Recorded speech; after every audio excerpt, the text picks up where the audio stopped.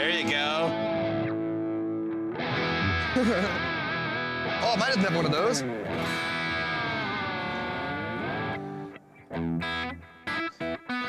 What's going on, everybody?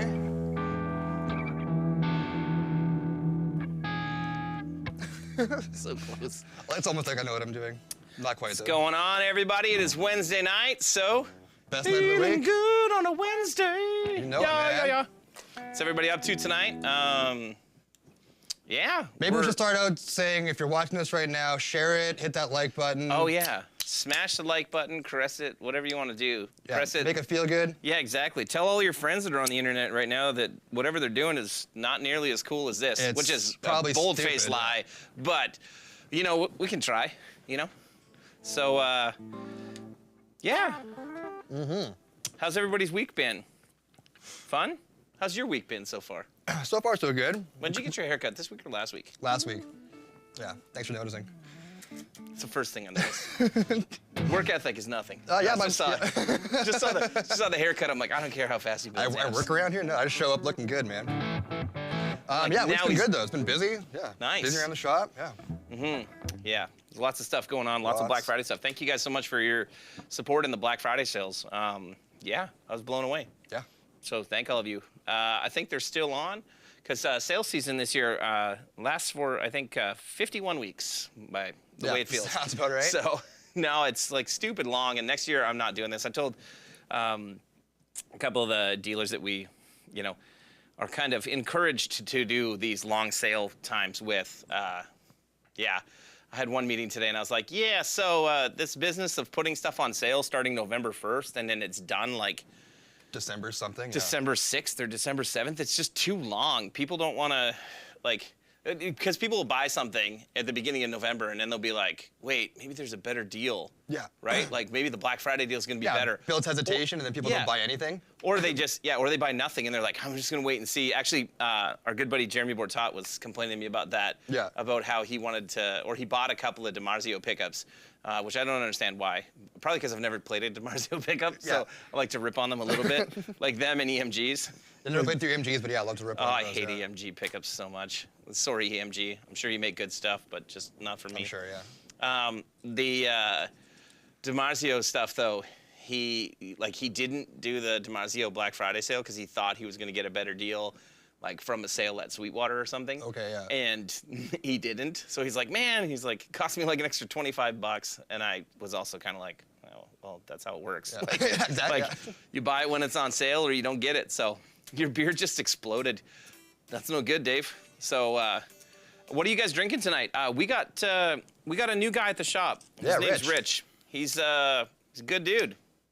Not good. just because he brought us beers. Oh, that's why I but like him, yeah. No, he's a good dude, taking care of doing grill frames and Dude, he's a helping with, killer worker. yeah, assembly and stuff like that. So a buddy of his, does his buddy own it or he just Yeah, works at? owns it, Okay, owns a brewery in town called Grain to Glass. And they hooked us up with some custom beers. So what do you got? I've got the Stratocaster, it's called. Yes. It's a hazy IPA. It's actually nice. delicious, man, yeah.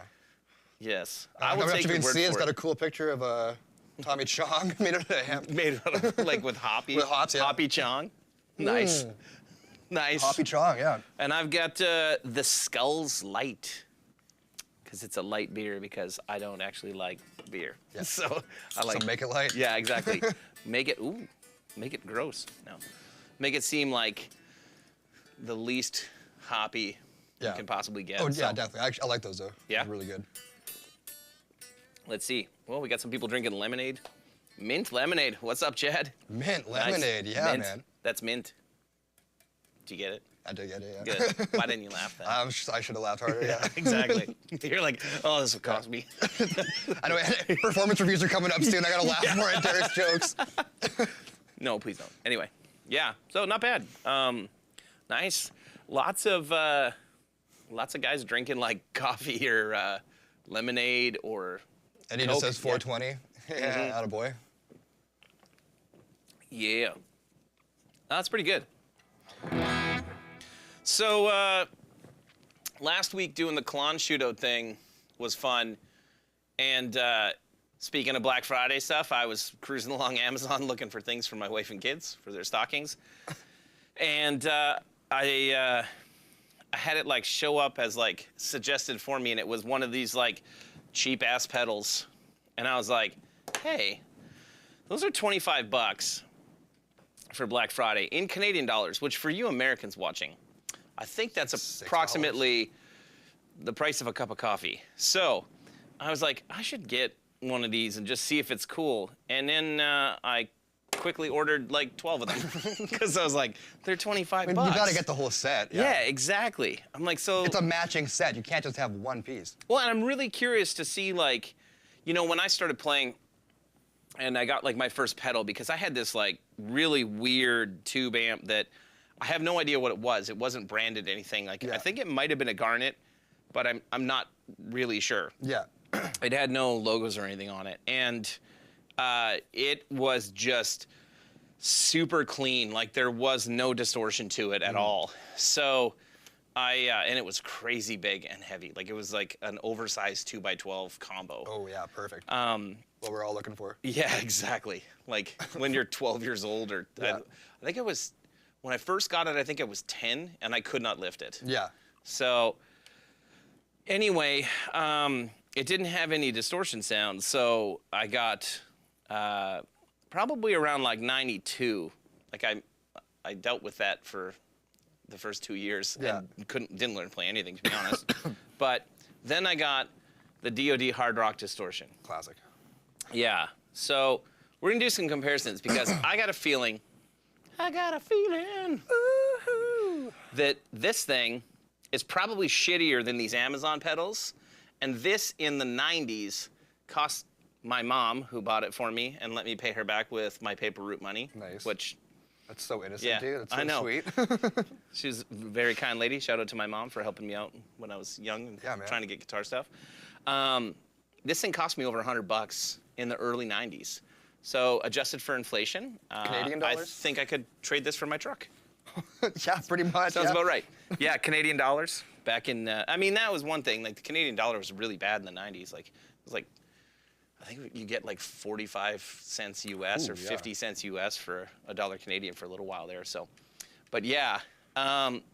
So I want to see, like, I don't know what you guys think, but I want to see, like, how is it, like, the stuff that we could get when we were starting. And I mean, I lived in a really small town, so, you know, we had limited options. So there may have been other, like, low expensive pedals that you could get if you lived in a bigger city.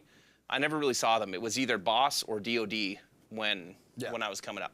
So, yeah. So I don't know what you guys think, but I think we're going to mess around and see, like, how does this thing compare to what a kid who's playing now and, like, starting out now, what he can get for, you know, not on sale, $40. Yeah, yeah. Right? And is it cool? And then also maybe let's take a look at, you know, how does it compare to the real deal, right? Like, yeah, we got some clones of things here. Yeah. I mean, they're all kind of clones of things, I would assume. Yeah, right? I have no idea what they are. There's like the crunch distortion, the overdrive, the hot plexi, the pocket metal, the heavy metal. And then This says, oh, the hot plexi, yeah. pure boost. Man, I think we should put that up against the tilt boost. Probably, and see if we're gonna stop selling tilt boosts. And then the distortion. And yeah, I think we, you know, messed around with a few of them. And it looks like we both have tube screamer We're style assuming pedals. because they're 3-knob and they're green that they're both tube screamer things. Yeah. So I've got some real tube screamers. So I think we mess around. I'm not gonna lie, we're both playing into D40s, and this drive pedal from Amazon Basics, it sounds really good as a boost. This thing sounds nasty, man. I love it. Like, this is just the amp straight in on, like, the crunchier side.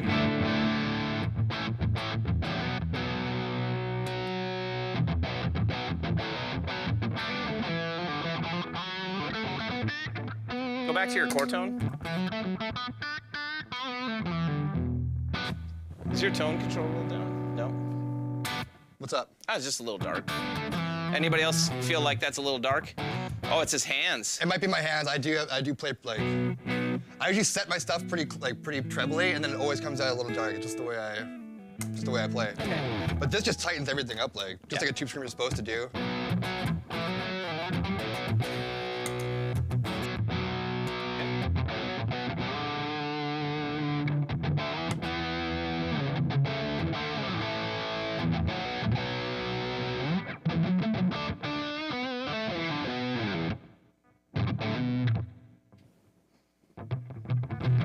Yeah.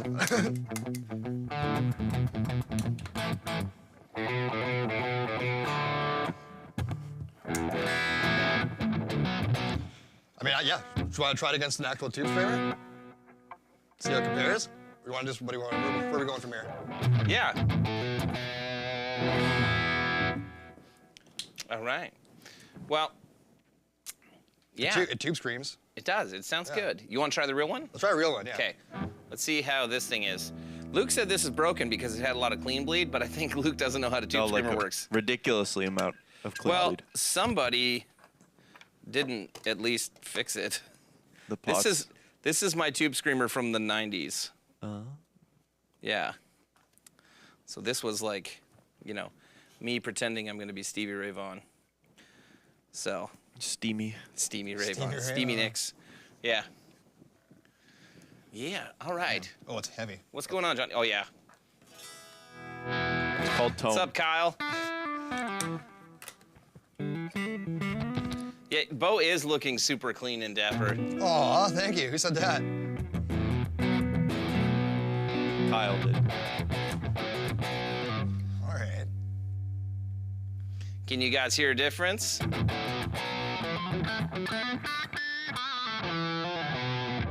You know what would have been way smarter? What's that? You know what? Let's do this. Let's lose your tuner for a minute, and let's put them in line with each other so that you're you can so turn them on and smart, off. dude, yeah. This is like taped to the table. Oh, I get it. I 'cause didn't that's want where you you're- guys to move it. Yeah, I see. Well, we'll do it like this I then. see what's going on because you wanted to use that overhead camera because Yep. I gave you a hard time about having the overhead cameras. I didn't actually remember that. Okay. Man, I don't know Messed if up Paul the shot, Stanley's bud. feeling better. I hope he is. Yeah, he That is. sucks. They're He is? they're going back on tour now. So, Bo, Good. you're lucky. Hey, I just got sick Yeah. last weekend. Wait. Maybe Paul Stanley got me sick. Anybody ever think of that?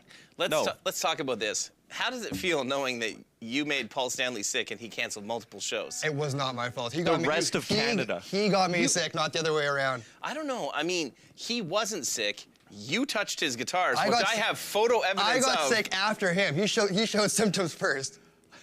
I just That's think not how it viruses works. can't live in you. Like, I think they can attach Yeah, to maybe, you. maybe just had but to fester in my stomach a little longer before I got sick. Yeah. It's the leftovers, man. I mean, imagine if Paul Stanley got whatever you had afterwards. He'd be dead. Yeah. Oh yeah. Yeah. What lives in my body on a daily basis would kill any normal man. Okay. So what's that? That's a tube screamer? No, this is just the the amp right now. Oh no, sorry, that one was on. It's hard to see with the LED. It's bad angle. dude. Figure it out.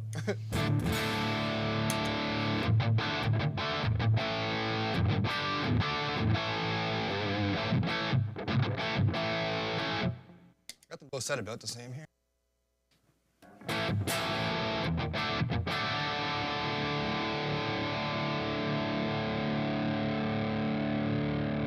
This thing sounds like it's definitely got more, Yeah.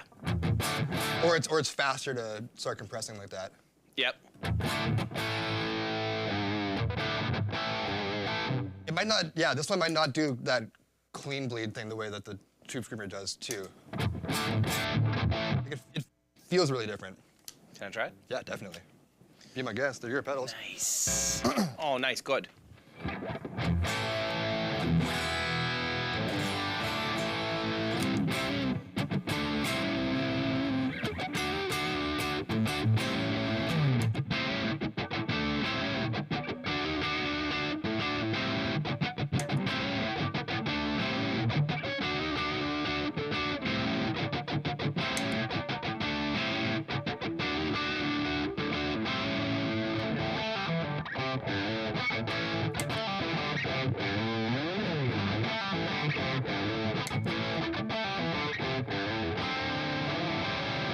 Yeah, it's cool, man. They're comparable. They're very Yeah. comparable. So there's, I don't know if you guys can hear it on the stream or not. To me, there's a little more in the like higher frequencies Coming that from- the tube screamer lets through. Yeah. That isn't there in the Yeah. Kamise? Chemice.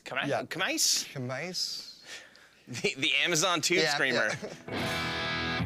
But like it's, yeah, they're. It's like, in the ballpark for sure. Man, for I paid $25. For $25 and you're starting out, I mean, yeah, as a starter pedal, I mean, like, Yeah. that's great, yeah. Yeah, it doesn't sound bad. Like before we compared it to this one, I couldn't really tell like how muddy this kind of sounded. But like, yeah. Yeah, you can hear it once you side by Once you side. side, yeah. Side by each? Do you say side by each or side by side? Side by side. Yeah. People who say side by each are weird. I've never heard that It's before. almost as bad as Saskatchewanites calling hoodies bunny hugs. Ooh, Ooh, yeah. ew. It's gross. It's gross, man. What about when people say on accident instead of by accident? Yeah, that's weird. That's weird, right?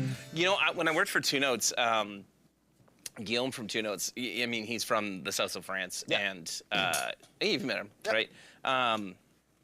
So, like, his English is very good, right? Like, you know, I can't criticize anyone who speaks another language because I don't. Yeah. So, I got you. But he never says make a decision. He always says take a decision. Yeah, that's an interesting one, yeah. I'll always, what decision do you take? Yeah. And I'm like, what? And I'm like, all right.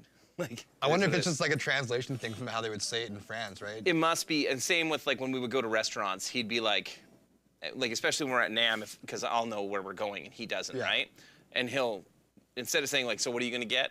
He'll be like, what do you take? Yeah, okay, yeah. And I'm like, It's got to be a translation Yeah. thing, yeah, just the way it's, yeah. I take whatever I want, bitch. No one tells me. Yeah, exactly. Yeah, so that's cool. What do you guys think? Do you think it's close? Yeah, I wonder Yeah. how it's translating on the stream.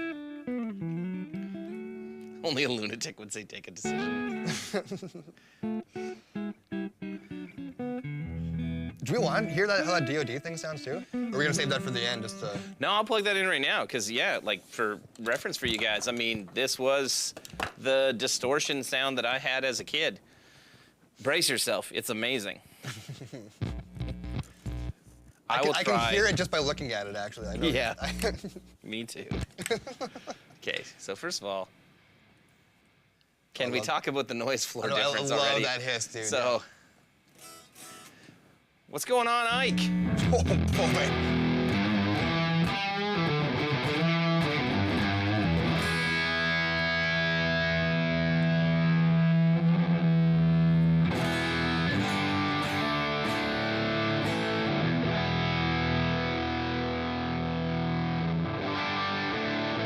Why does turning the presence up make it so much worse instead of just brighter? Like, I just want it to be brighter. Check that out. Like, when I had it at noon, it actually didn't sound terrible. It's just very dark, Very, right? very Like, dark. Yeah. so how would you fix it being dark when it says delay, level, presence, and distortion? There's a delay function on it too. Yeah, I'll turn that up in a minute. Yeah, It's please, terrible. yeah. But you would think presence, would be the right? thing to Let's figure it see. out, yeah. Let's see if it works. No, what it Just- does is instead of adding top end, It takes away it removes everything all out. the bottom. Like, It turns all into the- a Northern Mauler. Now the Mahler is like way better than this. Like, it does, like, yeah, that's weird. Like, Yeah, it just took away like all the body. Yeah. It's like a broken tilt boost. yeah. Yeah, like 100%. Okay, let's try if I, like, it just gets thinner. Again, in the early 90s, this was over $100. Yeah. And this is what I had as my distortion. And you guarantee that, like, I mean, I played it, like.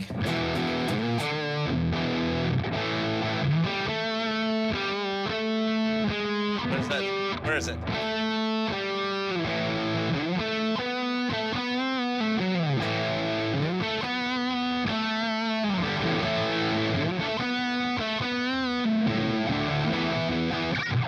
Wherever it is. That's what I did, or.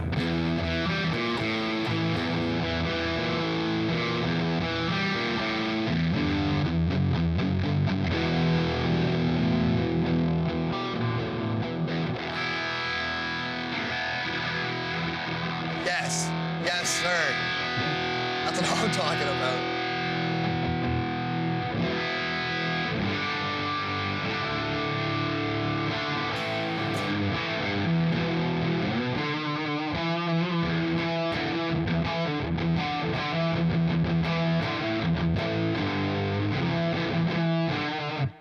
Yeah, I love this thing actually. That's what I had in the 90s. Dude, I want one now. I want to hear an actual distortion pedal from the, like, let's hear, you want one now? You can't have it. This isn't my actual one that I had. It's just the same one. Same one, yeah. I foolishly sold my gear when I was younger, like an idiot. And I'm going to go with pocket metal because that says hard rock distortion. And I feel like, or no, let's go with this one that just says distortion. That's the one. I mean, yeah. it doesn't rock hard like the other one, but you know. Hey, I want to know what you guys think of these mini pedals too. Hot take, I hate them, but you know, I want to know what you guys think. Whether or not you're into like these little form factor things. I just don't like that. Like when it sits on a pedal board, it often like wobbles a little bit. Like I don't know why. Does anybody else find that, or is it just when you use the Temple ones? I personally don't like the small ones for the same reason. I just don't like the way they feel on a pedal board, yeah. It doesn't bother me with the Polytune Mini though. See, Just these that I want to throw in the trash. But okay, so what do we got here? So we got level, low mid, tone, and drive. So let's noon everything. Very high quality potentiometers here. And then let's noon the drive and see what we get. Anybody? It's got a cool blue light. Oh, I like that.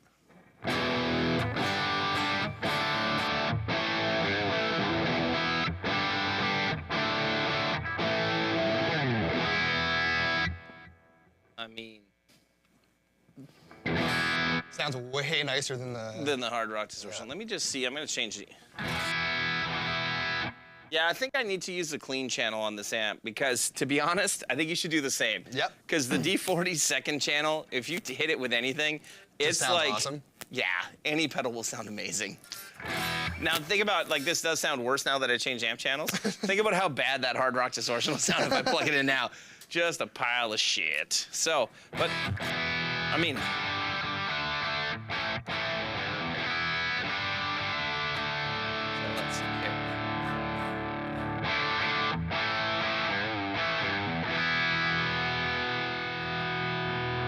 You guys can also let me know if you want me to try any other, any guitars. If you want to hear anything specific while I'm doing this, go ahead. So, not my favorite distortion sound, but I mean, shitloads better than this pile of shit, that's for sure. So, There's like no hissing and no noise with it too. Like when you turned it on, I didn't even like... Yeah, I thought you had forgotten to plug back in or something. yeah, it's really quiet considering. How hot is it set right now? It's like halfway? A little more, like, let's see. Where's it go? Yeah.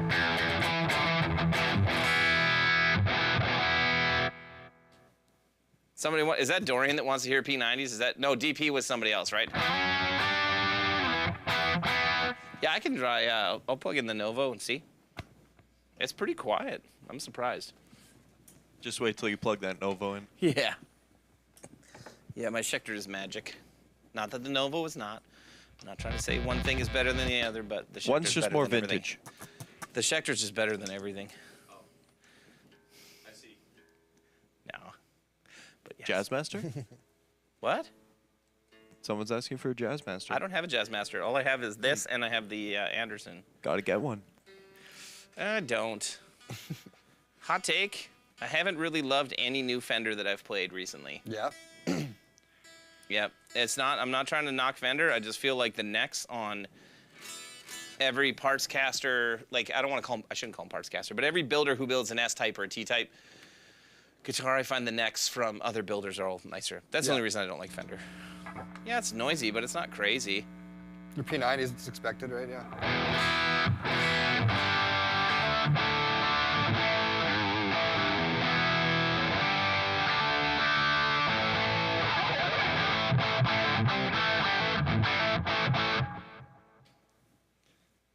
Oh, I was like, where's the delay come from? The delay. I have a delay on apparently. So, yes. Man, not bad. Yeah, I don't know. I'd love to see, I don't have a I don't have a shit amp here that we could play. Like, I'd love to know, like, for a kid who's got like a Line 6 Spider. We should have thought. Yeah. You know what I mean? Yeah, yeah. Like, what's that?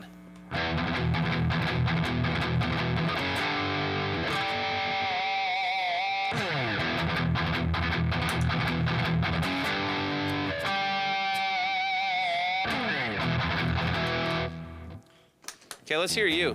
Yeah, give me a second here. I'm way quieter on this channel, so I'm just gonna turn myself up a little bit. Is that all right, Luke? Sure.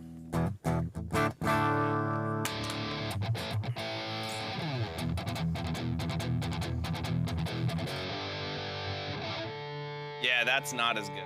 Right away. Oh, that's loud. Yeah. Louder's better. Yeah, well, I thought it says distortion. I didn't think it was gonna get that much louder.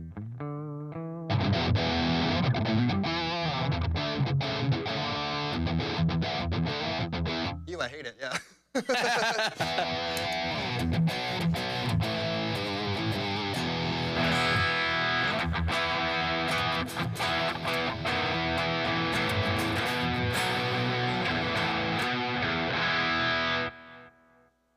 I see this dude TJ in the comments asking if we're Canadian, and I can't think of anything funny enough to say, but I want to be like, really? like, did you really have to ask? Yeah, what gave it away, yeah. Yeah, like out of all of us in the shop that are ever on the live stream, you and I are the two most Canadian definitely, yeah. out of everybody that's here. For sure. Or I should say, the like worst stereotypes of Canadians. Like, yeah. Oh, bud. Yeah, Sammy too is pretty. Sammy hits the mark. Sammy. Care. What's that? Care. Oh yeah. Get Hey, in the Barb. car. Barb. Going to the park, Barb. I'm over there, Randy. Yeah, so I don't know. I don't love this thing.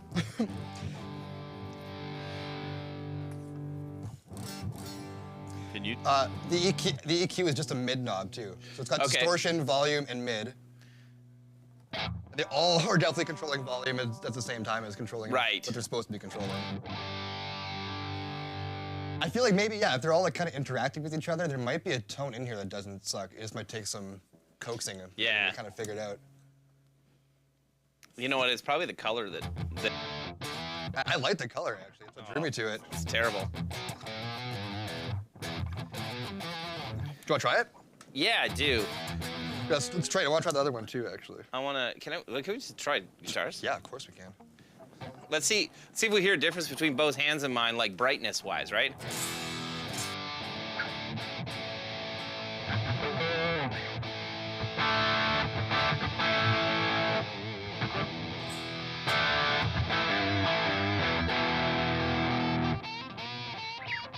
So that's where that pedal falls apart real bad.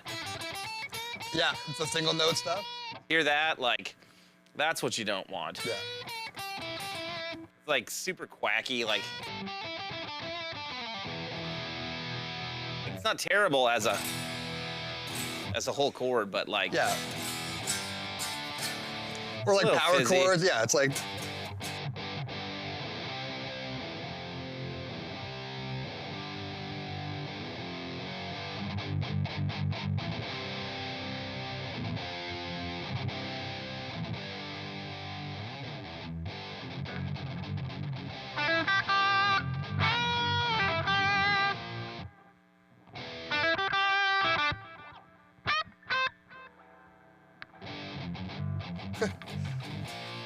That's probably in the wrong key too, isn't it? Probably, I don't know, yeah.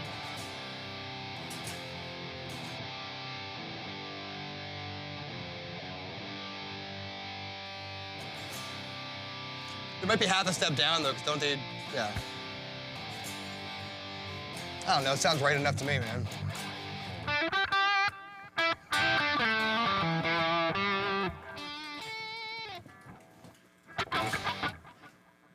Yeah, not a fan. No, not a fan of that one?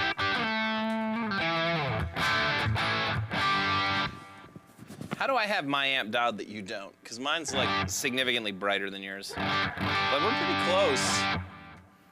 Yeah, Do you have your bright switch on No. though? Oh. No, it's weird, eh? Add a little more treble in there. Do you have a delay on? Oh, yeah, no, sorry, my treble's way higher than yours, that's why. Yeah, let me see. Yeah, go. There. That's better.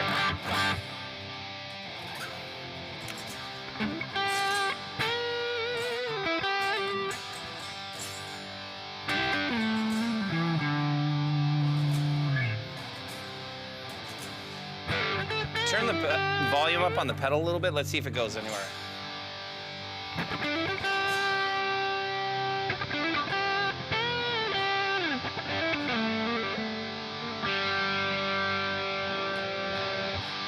There we go.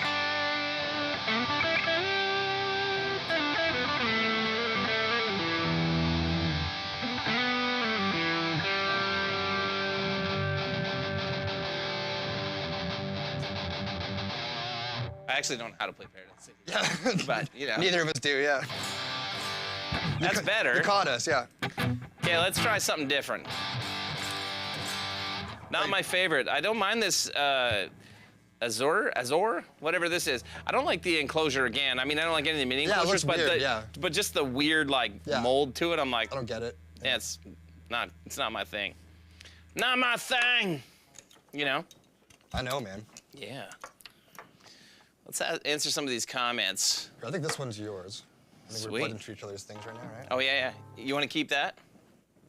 No, I'm gonna get a different thing going here. No, I mean the guitar. Oh, the guitar? Or do you want something No, different? I can stick with this for a little bit. Okay. I like this guitar. Hey, what's up, Quincy? All the way from the Netherlands. Man, that's it's not early for you. Thanks for coming and hanging out and watching a Canada little is bit. the Miracle Whip of North America. What? Canada is the Miracle Whip of North America? Miracle Whip is gross, though. Man, is he saying Canada's gross, or does he like Miracle Whip? Oh, like, man. I think there's a he great likes- survey: Miracle Whip or mayonnaise. I think he's the one that likes Miracle Whip. Oh no. Well, I guess that's good then. Which is right? like, why? Yeah, I'm going to the heavy metal one. Let's see what happens. It's time to get heavy. Heavy. Get heavy.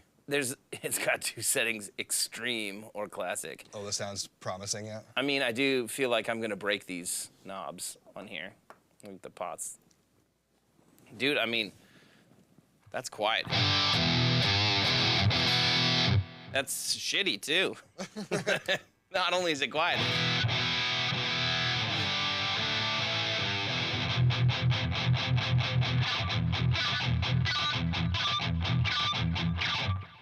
Yeah, you can't even hear like the note definition. Yeah, none. Wow. So that's a mid knob. Is that its only EQ too, is a mid knob? Yeah. Oh.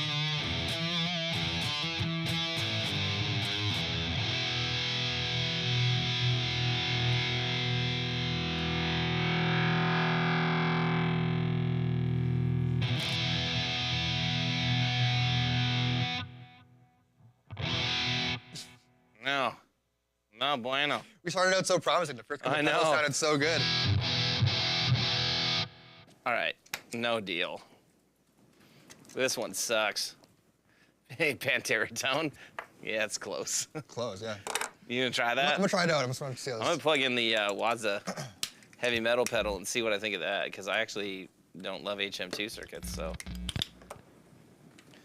I mean, the HM2 is noisier than that.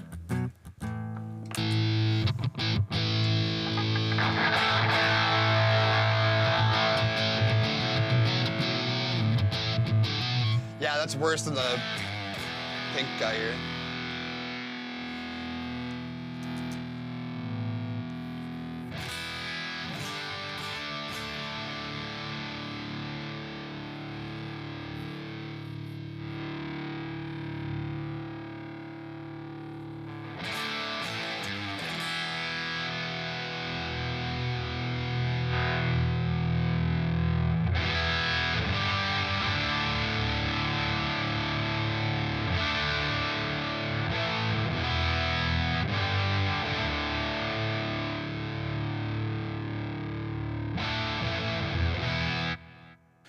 We've also determined I'm not really a big fan of the heavy metal pedal. Yeah, I know the move is like you just dime Yeah, but this stuff, right? You dime everything, don't you? No, that's not the trick. Isn't that the trick? I think the trick is at least like the EQ's got to be dimed. Yeah. The EQ, but just not the level? Maybe I Gain. don't know. I don't. Pretty sure it's gain, or like wherever the distortion is there, and the EQ. Yeah. Pretty sure you gain everything except for the level. Diamond. I don't get it though.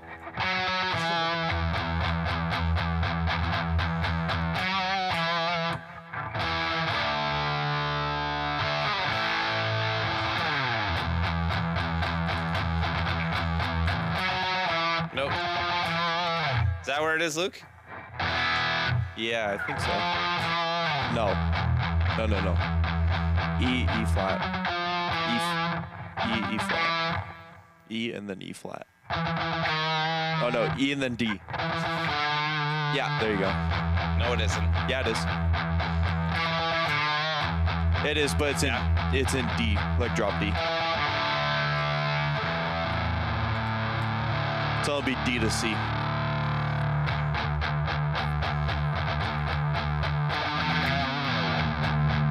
All right, you're right. This thing sounds When am I ever wrong? so bad. Am I right, everyone? Bod. Am I right? All right, so I can't play black metal or death metal or whatever, so the heavy metal pedal does not help me at all. I have to say, it lets through better frequencies than what that thing I mean, does. it's the but best sounding like HM or heavy metal pedal that I've heard. It's just not like the sound is just not something. besides that the Mauler. Besides the Mauler, of course. Besides the Mauler. The Mauler doesn't sound like an HM2 pedal. Yeah. Let's but- actually grab the Mauler. There's one right there, isn't there? Right beside you, dude. Right beside you on the shelf. Yeah, where you going? Yeah, look at that. Here you go. For everyone who gets annoyed with me that I never use the Mauler, the reason why is because I don't know how to play it. Because I don't play that type of music at all. Yeah. So let's see, though. Let's just do the HM2 side all goosed up the way that you're supposed to.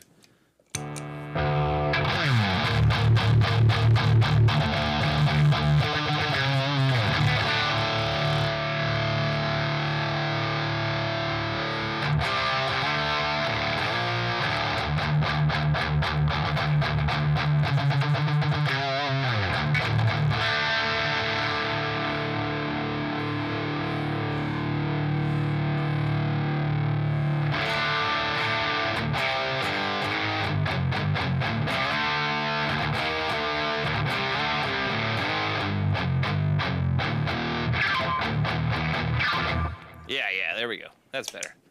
I also have had my fill of that now. That's enough. I'm like, let's see. What else we got? Yeah. Well, they both Yeah. sound better than this one, that's for sure. But this one only cost you $30, so. 25 bucks, man. Or 40 bucks not on sale. Not bad. Not bad. Yeah. Get your Maulers while they're still on sale, 15% off. Get them while they're hot. Yeah, can we do like was it QVC? Where it's like the Show'em Hopping Network? The show hopping. Yeah. Yeah. On the Home Shopping Network. You can also pick up this lovely Generator 120 right now, including Yeah. customized Tolexing at no additional Yeah. charge. Call right Free now. shipping. Yeah. Don't call. Go to the website. Buy it right now. Also, regular $33.99 US and today only, but also till the 6th only. $30.99. $30.99. Call right now. We'll throw in a second one for free. I'll get you Bo's number. Call him right now. Nice. Lame. Okay. I'm gonna plug in this plexi pedal. That's way more my speed. Yes. The Yes. sexy plexi. Yeah. The hot Cosby. Let's go. Let's go. Oh yeah, smash that like button for us if you like us doing dumb stuff like this too. We got a guest in the house tonight too that Oh, we should have mentioned that yeah, right off the hop, we should have. actually. Our buddy Scott, all the way from Leduc, Alberta, was in town stealing our jobs. They took our jobs out of Manitoba. No, that's not bad. Got nothing bad to say about that. Time that volume. Yeah, that's weird. They are like noon is not unity on these pedals. Oh, there. Oh, it's That Luke. sounded amazing. Yeah. Yeah. Not good? No, it's just a lot. Okay. I had the Stratocaster. Oh. You know me.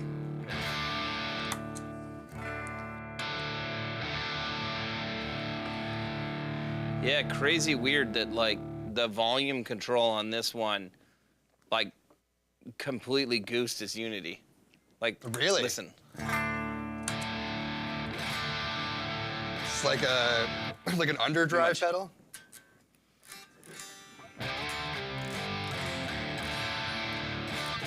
Yeah. I don't mind that though. It sounds way better than the Hard Rock Distortion pedal. I had. Definitely, yeah.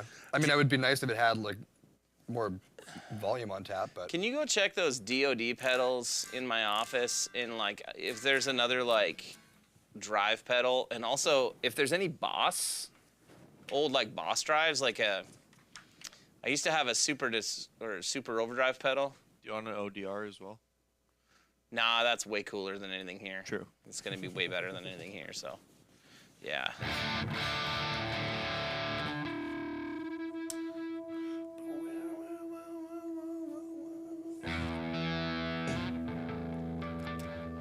I'll tune with a tuner pedal because I care. So, anybody see any cool shows or anything lately? Kiss was the last one. Tomorrow night's Finger 11. I'm gonna try to where are they playing? check that out. What's that? Where are they playing tomorrow? The Park, which is weird, really strange for Winnipeg. Like, Park Theater? yeah, the Park Theater. No, they're playing an outdoor show. Yeah, at the tomorrow. park, yeah. Like, yeah. -6 and snowing, yeah. Yeah. Yeah. You know. Power move though, good for them. Oh, that's not in tune. Oh, Awesome. Kyle, man, thanks for picking up one of our amps. What did you get, dude? I should have asked that question earlier too. What did everybody pick up this week? Anything cool? Scott was telling me how I'm a terrible influence because I ask every week on the live stream what everybody got that's encouraging cool. everyone to spend their money. Yeah. I'm not saying you have to buy stuff from us. I'm just saying Spend your get money. cool things. Oh yeah, the DoD grunge pedal. Oh, yeah, hell that's yeah. a classic. Yeah. Classic tube. All right, all right. This one sucked real bad, so we'll listen to that too. Okay. Yeah. The Supra distortion? The No Supra. way. No way. The Supra distortion? Yeah, it's Supra. Supra. It's not quite super. Super awesome.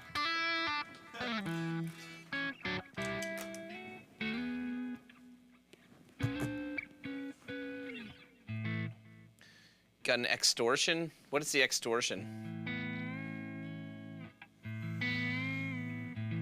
Yeah, Dave, I saw your order come in, and yeah, it was. As soon as I saw it, I think I was having dinner with my wife, and I was like, she's like, "So how's the Black Friday stuff going?" And I'm like, "Dave Hogan just bought 2 pedals." I'm like, "So it's going good." Oh yeah, I ordered an Autoclon too. Oh, awesome, Kyle. How do you like the G20?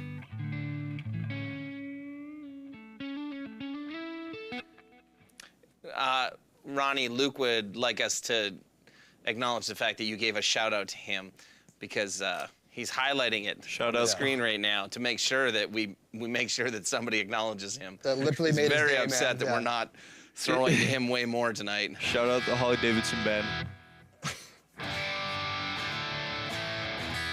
There's nothing wrong with that tone. No, I love that. Sounds great, man. I lied. There's something wrong with that tone, but it's pretty good. Put channel 2 in the D40 and then put that in there. Yeah, I I know, know it's but cheating, but you it's- just you yeah. have to. Here's your guys' selling feature for the D40. Okay, so here's the clean channel. I've got it set nice, clean, no boost, anything, right? So, and then.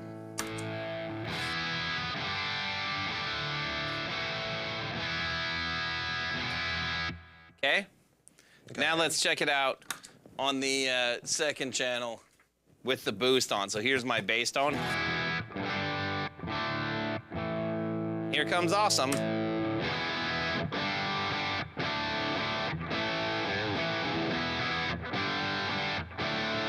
It is so cheating. Not one of these pedals, besides the Hard Rock Distortion that we plugged in, has sounded shitty on the second channel. So, yeah. Did we try these shitty heavy metal ones through the second channel? Now, should we? Might be worth it. Yeah. All right, so Maybe that's where the hidden tone is in these things. You have to play it through a fucking great sounding. does anybody know how to say this? Is it Kamisi?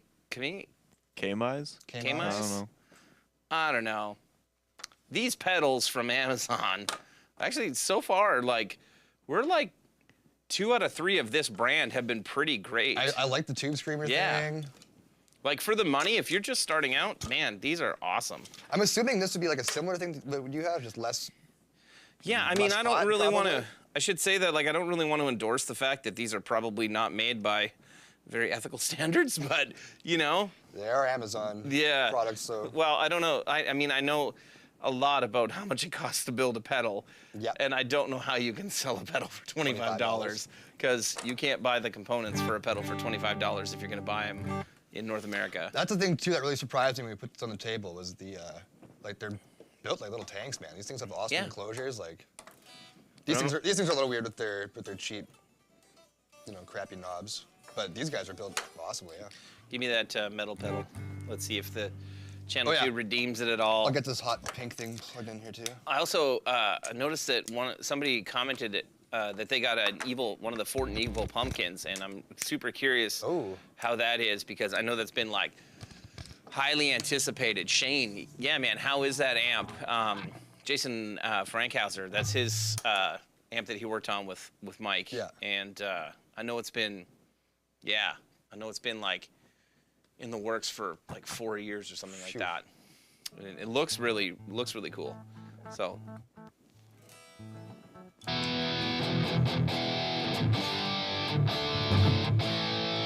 I mean, you're shaking your head, Luke, but it is better than when it's on the. It's better. It's not good, though.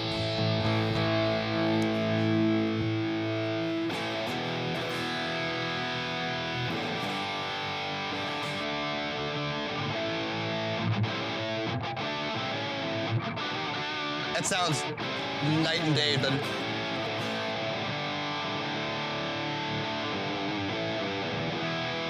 Yeah, just take your $25 pedal and put it into a $2,000, $2,200 amp. It'll be great. Yeah.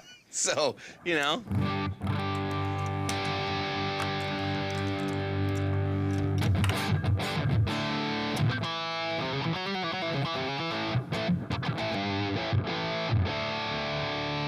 Yeah. Again, sounds way better. Yeah. Not It's not. awesome, but No. it doesn't suck as much. It's nothing to write home about. Oh, I'm not writing home about it, that's for sure. Yeah. Yeah. Well, I write home about tube screamers all the time, but not this one.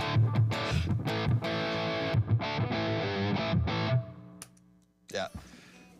Cheat mode. Andy Bungard asks, I have 2 deluxe reverbs and a Princeton. Should I ditch one for the D25?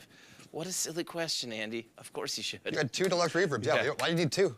Hey. I have 2 deluxe reverbs. Because one's old and one's new. All right, so this boost here. Let's see. Boost. Let's hit the boost. Boost.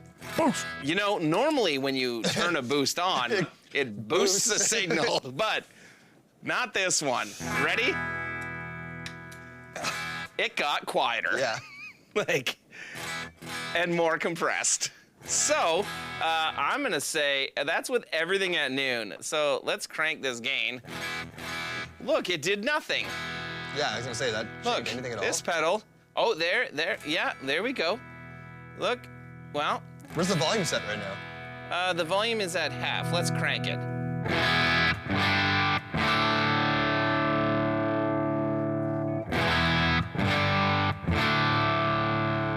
Well,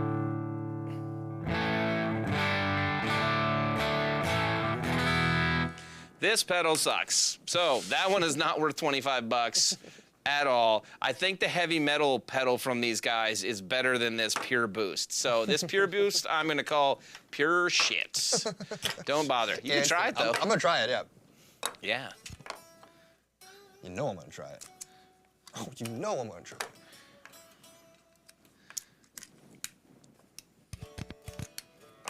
But I'm gonna try it through the right channel. Hold on. I just noticed Scott Kraker is like commenting. Scott, did you have this boost pedal? Because he said, I repeat, throw that piece of shit in the trash. the unboost. Yeah, it's so weird that like it doesn't get louder. Like that's with the gain. Like yeah, if you crank the level. So let's go to the clean channel for a second. There it did a little bit. A little bit, but the level's pretty high. Like I'd expect more out of it. It does get pretty. Maybe it just didn't like me or my guitar. But that's the thing. That's it. There's a lot of like unusable like level Yeah. control here, like level sweep, because Well, and it's not boosting any nice frequencies either. that's another very real thing. Yeah. Yes.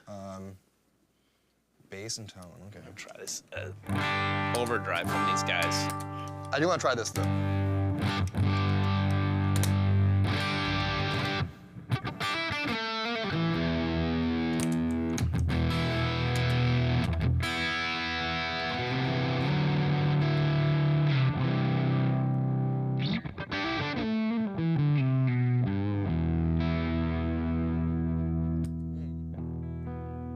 Yeah. Not a fan.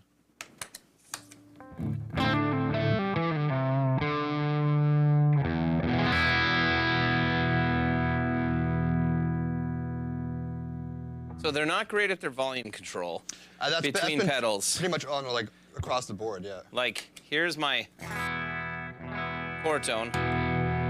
This overdrive is really hot. And that's with the volume Relatively on low. it at like 10 a.m. Like, let's find unity on this thing. There we go. More or less, yeah. The volume. almost Luke, show off. the overhead. Oh, you did. Okay, sweet. I should pay attention to the monitor first, eh? Yeah, the volume is like almost off in order for it to be. Yeah. And it's still boosting a bit. Doesn't seem like there's a lot of sweep in that gain either, eh? No, well, it's just not like smooth, right? Like, Yeah. so, like, You kind of get none. like there to there halfway is or- like yeah. almost nothing.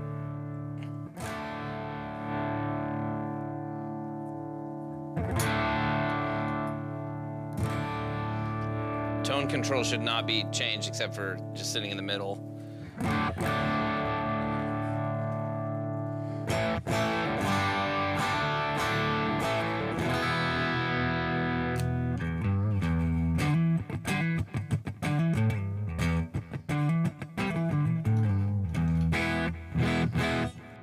Like, these are terrible pedals. These, like, the distortion wasn't bad, but like these compared to those like Kimsey or Kamizi or whatever we call this, that name, Kamis, I have no idea. Is that even an S? I'm just guessing it's an S. I was gonna ask you the same thing a while It ago, is. actually. It Yeah. is. Okay. It is. So these things are shit. These things are pretty cool. The Azures are For the money. no. Yeah. Kamisis are, yeah, not bad. Some of them at least. Yeah. I'm still on the Did fence. you like that one? Like that teal one? I didn't play it much. I went back into the metal thing to play it through the Gotcha. other channel. Let's give it a shot.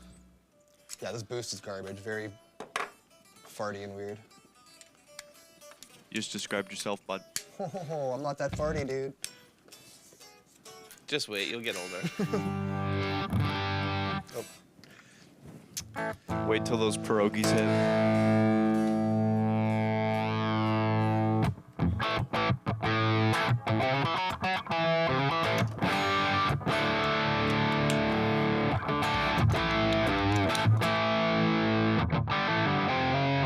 Yeah.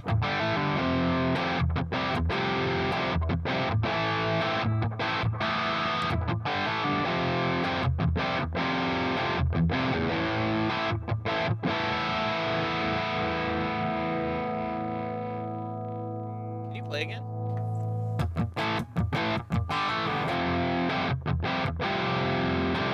The LED changes when you play. Oh yeah, it flickers. So it's got LED Yeah. clipping, I Nice. bet. That would make sense, yeah. Good eye, dude. I like it actually.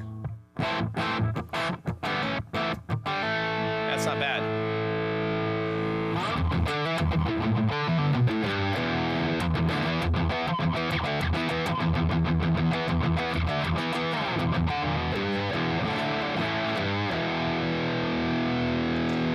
I mean, compared to like a, like $150 to like $250, like, quote unquote boutique pedal. Yeah. Like you can hear that there's a lot of frequencies that don't cut through. Yeah. Right? So I think the main thing you lose is clarity, but like when you're just like starting out as a player, I mean, you've got no clarity in your hands anyway. Exactly, So who cares? Make noise, have fun. Like, yeah. I'm not unhappy with it, that's for sure, yeah. I didn't like grimace as soon as I started playing through it, which has been the case with a lot of these weird ones, yeah.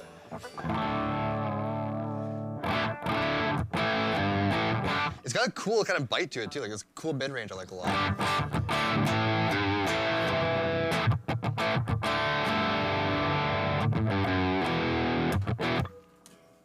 Hell yeah. All right, so the Mosky. So the only other Mosky pedal I've played is Luke has the Mosky Klon. Best And pedal ever. It is not that at all. Like it is exceptionally not good. So, yeah, I mean, I say that from a position of privilege where I can play real clons. So, but let's see. I've got the, Exotic Effects BB preamp, and I'm guessing that the orange B box preamp is a knockoff of the BB preamp. just gonna venture a guess, shot in the dark, considering yeah. it's got the same types of controls. So, let's see, and then we'll compare it. We'll compare it against the Exotic Effects one and see what we think.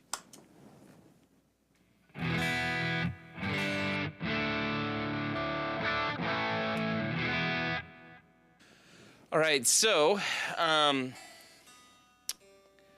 somebody tell me? I don't know if Sean is lurking in the comments at all tonight, or anybody would know. Is the BB preamp meant to be kind of like a Timmy, like pretty like clean bleedy? Anybody know? I See thought a what everyone BB thinks. was supposed to be like a blues breaker style. Is it? That's what I thought. Like, Well, if it is, we need a chat breaker. that's what I was thinking already, yeah. Maybe someone can confirm that in the comments, because I don't know for sure. That's always been my assumption, though.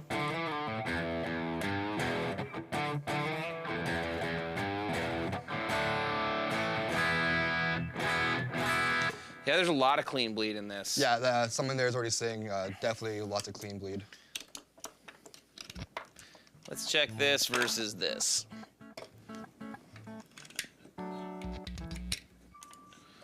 That's right, you did. All right. This pedal is weird because it's got Klon knobs. It is a blues breaker. Okay, I was right. It is a blues breaker? Yeah. Okay. So, We'll grab a trap breaker too. And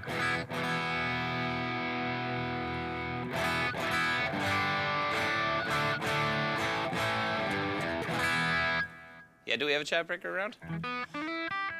not in here, I don't think. There's one on my board, Luke.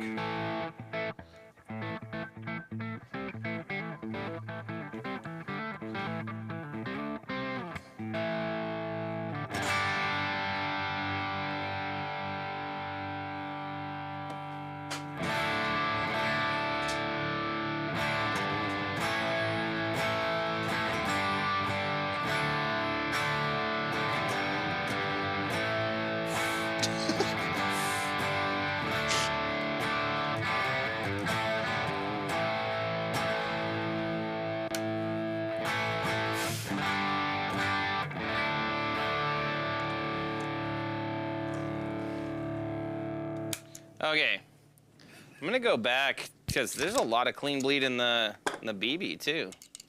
Like, Someone was saying already they confirmed it's supposed to be. well, I don't know if that, is it supposed to have clean bleed or is it just like? Or maybe it's you just know- saying that it sounds that way. Yeah, yeah.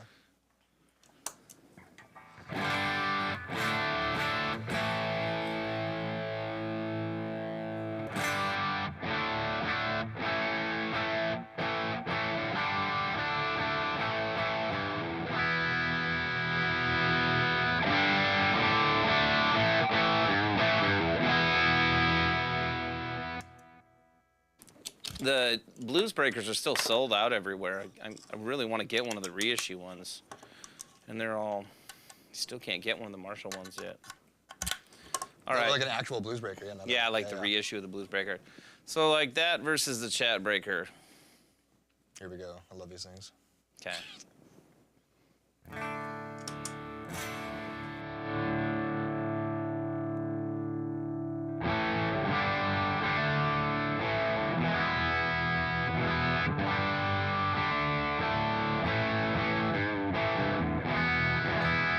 Like there's a little bit of clean bleed in the Chat Breaker, but not much. Yeah, definitely not on the same level as the other two.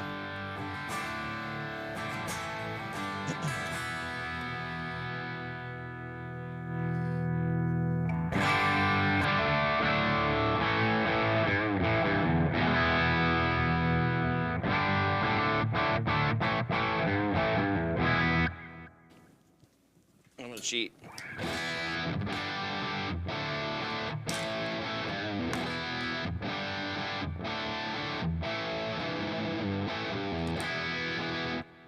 Yeah.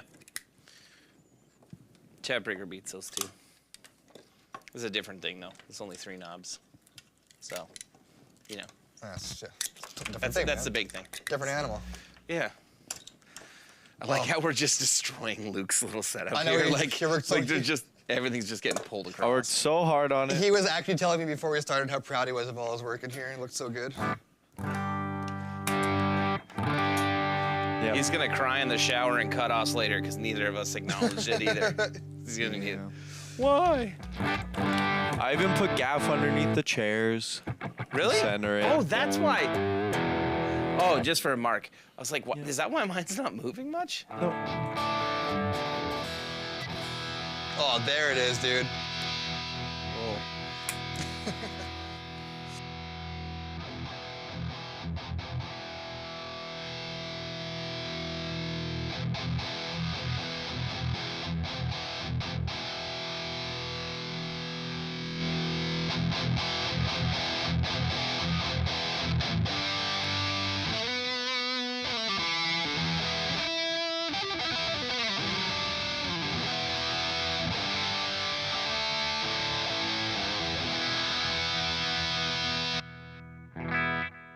Hell yeah. Yeah, the DoD grunge was way better than the hard rock. I should have got that That's instead. so awesome, dude. Yeah.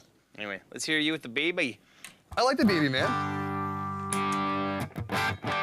I've never actually played through one of these before. I remember looking at them way back in the day.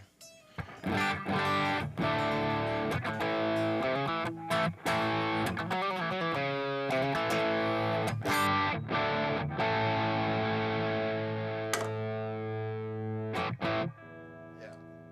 Oh, I should mention too, while we're doing this, that you know, join us in the Rev community group on Facebook. We tell everybody to do that all the time.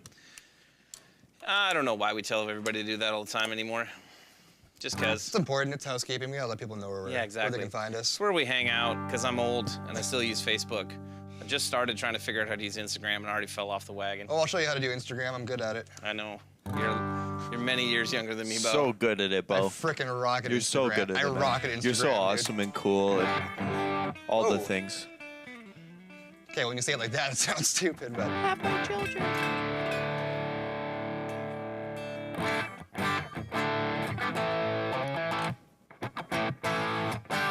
Feels different. Yeah. Feels clunkier. Like Yeah. There's more top, like upper mids right away. Yeah. That you hear. It's not bad though. It's Like not- I'm not. It's not horrible. Like, I don't know it's- how much the Exotic Effects BB preamp is, but the B box for $25 is cool. Yeah. I mean, again, like it's not the same, but it's comparable. It's in the ballpark. Yeah.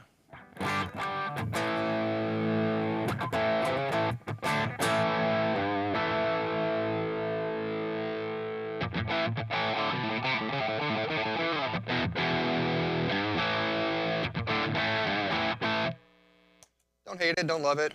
This is cooler. Yeah. It seems to be the theme of the night. Is Yeah. like, is that, apart from these pedals, these 3 specifically, like these 3, those ones that are gone now because they're very bad. So, I just yeah. noticed a subtle sparkle in this finish too. It's kind of cool. oh, is there? No, and now I'm a fan again. Now I like it a little bit more.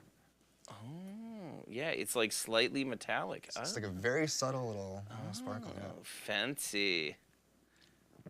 Nice. $25 for a sparkle pedal? Come on. Yeah.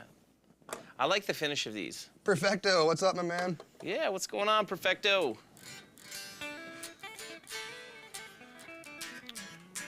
What's up, Flux? Perfecto and Sean just did a Oh. video together, didn't they? Yeah. Yeah, there's an interview with them from Yeah. from I've Gearfest been meaning this to year. check that out. I gotta get into that. I should mention this now. Oh, thanks, Flux. There are, I mentioned this in the Rev community group. If you're not on the Rev community group on Facebook, I'll mention it here. We have a couple, not very many, but we have a couple of NAMM badges I left saw that for post today, yeah. our, our good people out there. So if you want one, send me an email to derek@revamps.com. I don't know exactly how many we have left, but there's just a few. So send me an email if you're wanting to go to the show. I was thinking of that because Flux came last year and him and Luke were hanging out. So That was a highlight. Aw. is anybody excited for NAMM? I'm curious what everybody thinks.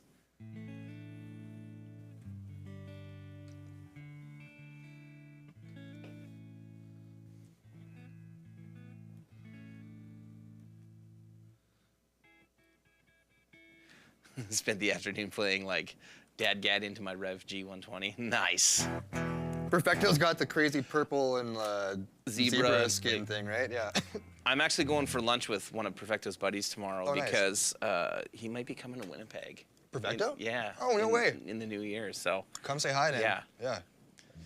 It's been a minute. Ooh, the poo at NAMM. Yeah.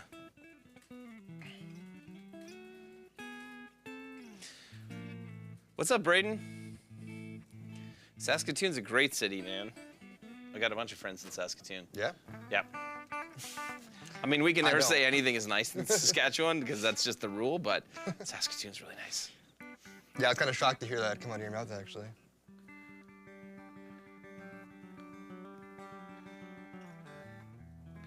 Oh, Flux, don't buy a pass, dude. Hit me up. I got you covered. I've already given some to some new people, so don't worry.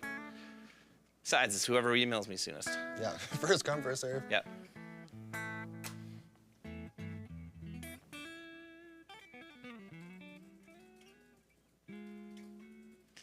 You've never been to NAMM and will never go to NAMM. Is there a reason that you'll never go to NAMM? And that's okay?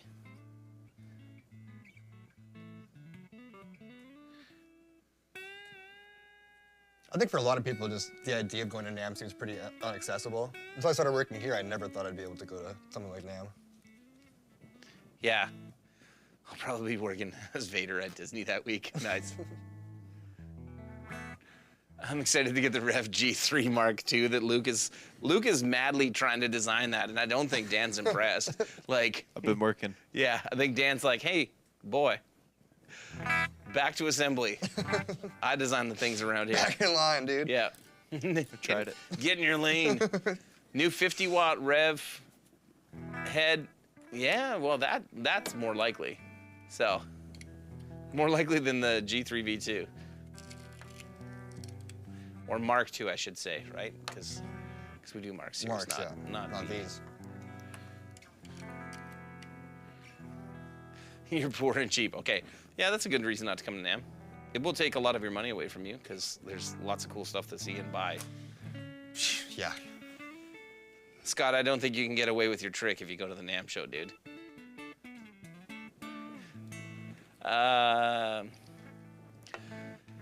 Scott got to go to one of the best NAMM shows. NAMM 2020 was like right before COVID messed everything up for a little while there. It was a magical year for us. Yeah. Yeah, you'll have to go to one of the ones once it returns somewhat to normal because you went to like I went to the weird one. the shittiest yeah. one that there's been in a while. It was still fun. I mean, I mean, it was my only one, so I had a good time. Yeah, you- I didn't know any better, yeah. I always say that NAMM is like summer camp for us. Like we get to see all of our friends from around the world. Yeah. Have some fun. Yep. I had people asking about you when I was in Germany, like where you were. People were asking about me? Yeah. Oh, who was asking about me? Henning? Well, yeah, Henning Henning, for yeah. sure. There's a that couple man. of people, yeah, that I'm terrible with names. So thanks for putting There was me on like- the spot to remember their names, dude. You need this thing. I was gonna make say that we're thing gonna need go. the adapter. Yeah. Yeah. Well, there were at least like 4 people. Those were my boys, man. Yeah. Yeah. I met Like, a lot where of was people. Hey, that's 4 more than asked about you. I met True. I met a lot of people when I was out in Germany. Hey, doing I'm Gear pretty Fest. forgettable. Or yeah, We heard stories about you sitting in a hot tub with beers and people. there was definitely hot tubs and beers and Yeah. people. We heard some other things too. Oh yeah. Not really. No, we did. You know what you did. Yeah. Did they talk about the thing? September 27th, 2022. That's not even when I was there. 6 p.m. 3 months after I got home. Yeah. Way to go, Luke. I guess. No one will ever accuse you of not swinging for the fence, bud. Like, Yeah. I thought he was totally calling me out. Yeah. like, man, what was the thing that when you were giving everybody advice about what to do with their nut on their guitars, and Sean was in the comments was like, absolutely do not do that. Oh, it's the graphite. Graphite, like a pencil or whatever. I was told that works. I've heard Apparently, that. it's a myth. I've heard that before. Yeah. Apparently, it's a myth. Good to know. So don't do it. I was just laughing because the level of confidence in the Oh. advice that Luke gave, like, Well, he's 20. He's got the 20-year-old Yeah. confidence. He's, yeah. Never That's seen Manny's any- favorite thing. never seen anybody more confident in my life. And then, It's so wrong. yeah, and immediately Sean is like, please do not take Luke's advice. Well, it's so funny to have, like, he's not just saying it confidently, but he's saying it in front of, like, a bunch of people that play guitar. Like, there's gonna be, like, professionals that definitely know better. Hey, the Supra distortion. It's got some character. I mean, if it had some low end, it would be great. Yeah, it needs low end, man. It's overrated. Yeah.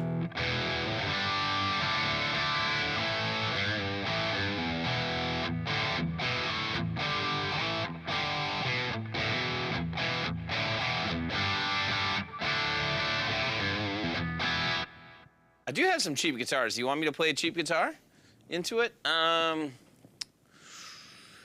Where's that Henning guitar, buddy? Do you got it? Yeah. Okay, sweet.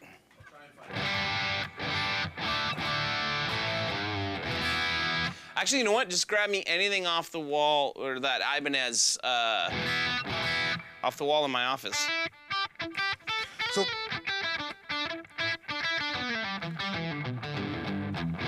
So, that DOD we're looking at before, you said that was like 92 you bought that one? This one, 92 or 94, So I can't are these remember. kind of the same, like, That's from the same era, yeah. Yeah, okay.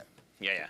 I'm going to answer this question here, though. Yeah. Richard asked, do you think NAMM is the show for companies to flex and push new gear?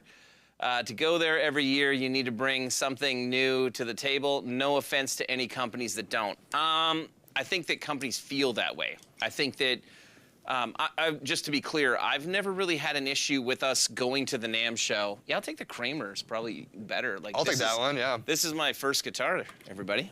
The Kramer? Yeah, Aw. yeah. Everybody say hi, Kramer. Exactly. I was fortunate enough that the guy I sold it to said that he would sell it back to me. This thing weighs 800 pounds. So, yeah, I was just gonna say that. Oh yeah, Oh, no. boy. Welcome to Canada in the winter. Yeah, it's been sitting in a closet for a while.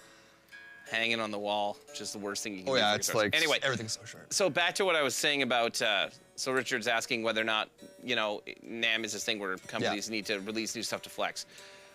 I do feel like people really feel like they need to have new product, and that stems from the fact that the NAMM show used to be a B2B show, which means business to business, for anybody who doesn't know that term.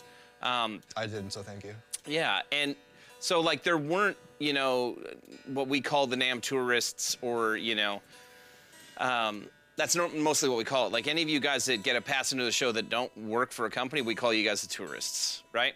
So, and I love having tourists at the show. I think that's what makes it the most fun. Oh, yeah, 'cause that's the best part It's the of- same as like Scott asking about coming tonight. Like if any of you guys are ever in Winnipeg, like hit us up. You're welcome to come by the shop. You're welcome to come hang out. And if you're here on a Wednesday, come hang out, have a beer. I gotta say, it's super cool to have friends in the shop, actually. Yeah, it's fun. So what I would say is this: back when it was a B2B show primarily, if you didn't have new gear, then you didn't really have anything to try to get people excited about and to load into their stores to sell. So you didn't want to go and just constantly be selling the same old thing over and over again. So Yeah. So for a while there, it was really, really important. For us, we're still like relatively small as a brand. Like I'd say probably a solid like 70 to 80% of the market doesn't know we exist. So there's always dealers, there's always people that we can be, you know, kind of getting in front of and influencing at shows like that. So to me, even if we don't have something new, I think there's value there just because you just haven't reached, you know, it's not like we're, you know, Marshall or, you know, or Fender or Mesa Boogie where like you have reached, you know, the vast majority of the market knows who you are, knows what your sound is as well, right? Because we all know what the sound of a Marshall is. So, and even though there's different Marshalls before anybody jumps on me, we all know what the core sound and the core voice of Marshall is. Yeah. So, yeah, so I think that there's value. I also think that the best part of the show is being able to show stuff to new people, not just to dealers. So you know, I don't know. I feel like the show has relevance. I just think it has to change. And, you know, some of the dealers that don't come to the show are kind of digging their heels in, and NAMM is kind of digging their heels in on not wanting to change. And I think that's what needs to change. Is I think they need to find a way to facilitate the ability for us to show dealer stuff without all of the noise and tourists that come. So for me, I would say take like first 2 days of NAMM and only let buyers and people from dealers in for those 2 days. Yeah, give business space to conduct business. Exactly. And then the last 2 days, open it up to the public and let everybody else come in, let them buy a ticket for $50 or whatever. And then by all means, like, lower the cost of the NAMM show for us, please. By the time we are done paying for flights, travel, the union fees, like electrical, like just a peek into this for you guys, just for us to get 2 20-amp circuits to be able to power the booth, because we pretty much need 2 20-amp circuits for the amount of amps that we bring and the fact that our booth has like LED lights and stuff in it. It's a minimum for us of $1,200 to rent that for 4 days. So it's highway robbery from the convention center / Freeman that runs the convention center, and the labor there, I'm all for people getting paid a good livable wage, but it's $140 an hour to get somebody who has less knowledge and less experience about how to build something than we do. Yeah. And we're not supposed to use tools, and they do. And That's the thing, they're just the holders of the tools, yeah. Yeah, I will say this, the Freeman guys that we've ever got that have worked at our booth have all been fantastic people and all been great workers, and we've always ended up like having pizza with them at the end of the show and, you know, like, you know, giving T-shirts, and Luke says, shout out to Willie. You bet. So we've had, you know, great people. So I'm not saying that. I'm just saying that overall, it's so expensive. I'm sure the NAMM show costs us, on the low end, costs us $60,000 to do. On the high end, costs us $80,000. That's and insane. We will not recoup that money from the NAMM show for sure. There's like at the show, there's not a hope in hell that we recoup that. So, you know, but you know, where else do we get to meet all of our international?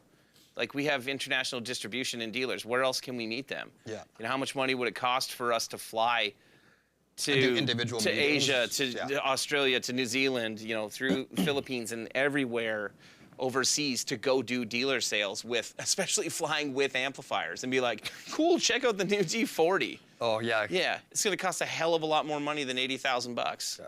So, you know, and again, like there's still this thing, like that's why, you know, I always wanted to go to the show. Like I worked in a music store from when I was 15 years old till I was 20 or 21. And the owner went to the NAMM show. I never got to go. Every year I would see, like back then, pictures of it, not, you know, you wouldn't see, there wasn't videos or anything really yet. And it was this extremely elusive thing, like being from Winnipeg, like there's no way you got in, right? Dude, until I started working here again, like I never would have dreamed I'd get to go to NAMM. So I met this guy. I'm not going to out who he is, but essentially I had heard, like when I was, so I'll back up that when for those of you guys who don't know me, I own a printing company as well. That's how I got into this.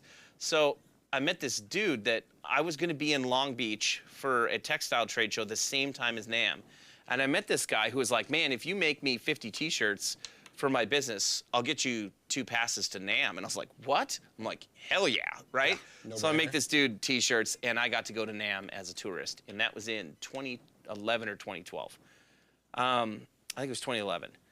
And like, that was the first time I met Mark Tremonti, was at that show. And I was just blown away by how the show was. You know what I mean? Like, it was the coolest shit ever. You saw all the new gear, tons of people, like rock stars wandering around a little bit, but also people that you're like, I think they must be a rock star because they look like one. They look like, yeah. You realize very quickly they are not. They just have rock star clothing. I remember that from NAMM. There's a lot of people that looked like the rock stars. Like a lot of people looking like Nikki Sixx. A lot of leather. Yeah. A lot of leather. A lot of pleather. A lot of hair gel. So anyway, like, so I got in 2 years on the same deal before I, partnered up with Dan and then started going as a company. But I had said, like, man, the second that we have badges that we can give to people, like, anyone who wants to go, like, it was my dream to go to the show. So anyone who wants to go to the show, you hit me up. It's first come, first serve. And now, because, like, we take it's not a massive booth, but it's decent size. I mean, we get a lot of badges compared to what we would normally, what you would think we should get. So, yeah. There, Kate, Ike, there's a great comment. So I wish they would have a couple of days just for us to do business. I hate having to fight YouTubers to check out product that we actually buy. All right, so for everybody, Ike owns Flipside Music in Denver, the coolest shop in Denver, bar none. I bought that badass telephone back there that's sitting beside the little D20 there. Yeah. That phone is actually a distortion pedal that I bought at Ike's shop. That's where I also bought the Swarm for everybody who... So like, you're who responsible knows? for the Swarm, Yes. okay. Oh, I bought all the annoying pedals at Ike's shop because he has... Thanks a lot, Ike. He's great. Number one, Ike is one of the best dudes I know in this industry. I've known him for a long time. Him and I met through Robert Baker. I'm only joking, too. I bet he's super cool. Salt of the earth. Salt of the earth, dude. Great shop. And I'm excited because he's got a new building, and I'm 99% sure that we're going to stop and do Gear and Beer at his new building, like the Gear and Beer Roadshow thing on the way to NAMM. Hell yeah. So, but yeah, check out flipsidemusic.com or whatever. I don't know what your website is like. Go find Flipside Music on the interwebs, guys, and buy your pedals and shit from him because he's got great shit. I bought Sammy's Dan Electro Cool Cat from him. He's got great used shit too. Okay. So, yeah, hit up his shop. But he's 100% right. There should be time. This is what I think, because you guys all really care. I think this. I like how Luke is laughing, and so is Scott. Like, yeah. This is what I think. I think they should make NAMM 5 days long instead of 4 days. And a lot of people will hate me for that. I think the first day should be all those YouTubers and that he just complained about. That I think that they should get in with media badges, and they should be able to go around to all the booths and film anything that's cool. Premier Guitar can come do a full day of just filming stuff. Then the next 2 days are, we call them blue badge only. Blue badges are buyer badges. Anyone that owns a shop has a blue badge. So, blue badges only next 2 days. So you'd have Wednesday, media, Thursday, Friday, I like that blue badge only. Saturday, Sunday, full-on public days. And I'll say this, the smartest dealers on the planet wouldn't just attend the Friday or Thursday and Friday days. The smartest dealers would send somebody on Saturday to see where all the people go. Because when you let in all the tourists, you see what people who actually buy your product, you see what they're actually interested in. And that's how, that's how the dealers that we've done really well with, that's a big part of how we attracted them and how we've done well with them, is they recognize the amount of people that were coming to our booth at NAMM and said, shit, people are into this. And that's it. And it's really simple. They should do that. NAMM's not going to listen to me because they're NAMM. So, anyway, Perfecto asked me, or asked on there, Guitar Summit versus NAMM. Guitar Summit was a lot of fun, but I'll take NAMM over Guitar Summit every day of the week. Yep. Guitar Summit's really cool. I don't like silent shows at all. I think they're weird. I think it's weird. I'm sure, like, if the guys pull their headphones off in here, hearing just like just that, what's up, Nick? Just hearing that is super annoying to me. Like, we have torpedoes built in, everything. You can play with headphones. But guitar's meant to be played and meant to be played loud. Like, let's go. You know what I mean? Yeah, man. Rock and roll's not quiet. Same with silent stages. Rock and roll's not quiet. Not It's supposed more to be, fun yeah. when it's loud. Cool to send it to front of house and not have a bunch of bleed so you can get a great mix. That's what the direct solution should be for. Yeah. You know Yeah, what I cleaning mean? things up, not. Put the drummer in a plexi cage though, because no one wants to interact Keep your with them. drummers in a cage Yeah, all the time. that's That's right. what I say. Yeah. 100%. Always keep your Bo drummers. puts him in a dog cage too. Yeah. There's no plexi. That's You just smart. have them in like a. I just put them in a Keep them in cage. a dude. Yeah, cage. yeah. It's like a makeshift chicken You can coop. come out when I tell you you can come out. Yeah, Barbed wire. but yeah. Anyway, that's my little rant. Yeah. No, I agree with you, man. Yeah. Perfecto says, yeah, Derek, and it's hard to find rev caps there. It was, man. the language barrier of trying to explain, like, if you wear a hat, like, some people are going to give away pedals. They're Yeah. like, okay. And then they put the hat right in a bag. I'm like, I guess you don't want a pedal. So, yes.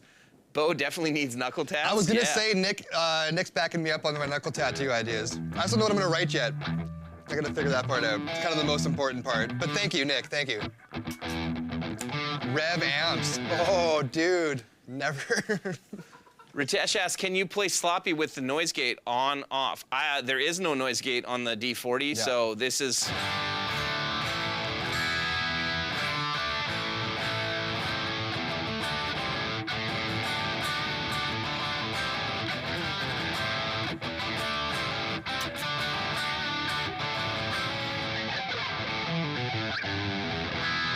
I played it wrong, but that's great. Anyway, that's my Kramer that I bought for, I think I got it for like $90 or $100 back in like It's a rad guitar, like dude. 1990, I think. So I love it. it's cool. Do you want to hear? I guess we could hear like what my sound would have been like with the old hard rock. Oh, when you're done. Oh, you can go ahead, yeah. No, I need your little. Oh no, I have another one. Look at that. Oh. Would you look at? Would you look at that? Would you look at it? Would you look at that?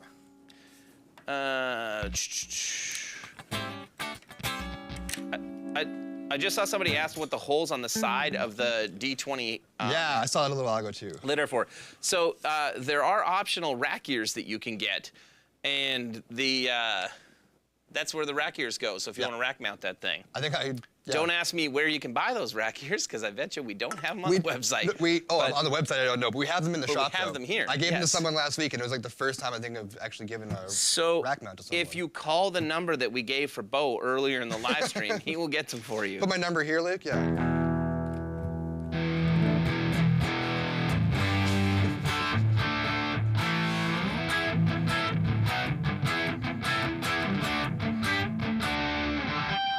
I don't know. I kind of still like that thing, dude. It's like.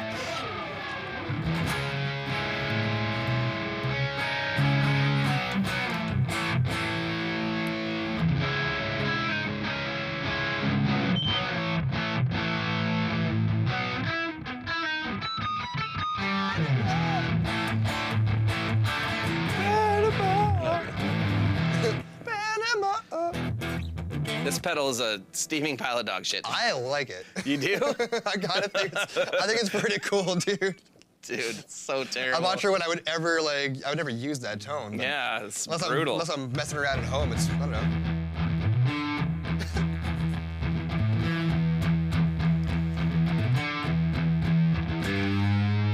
Like it's definitely dog shit.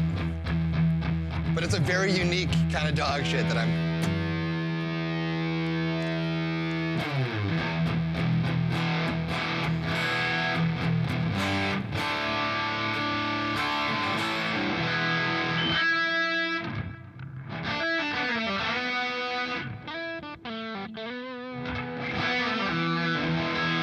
Don't steal my only riffs, Bo.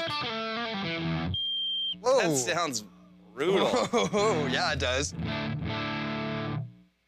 Andy, all these DoD pedals you helped me get are dog shit, man. What happened?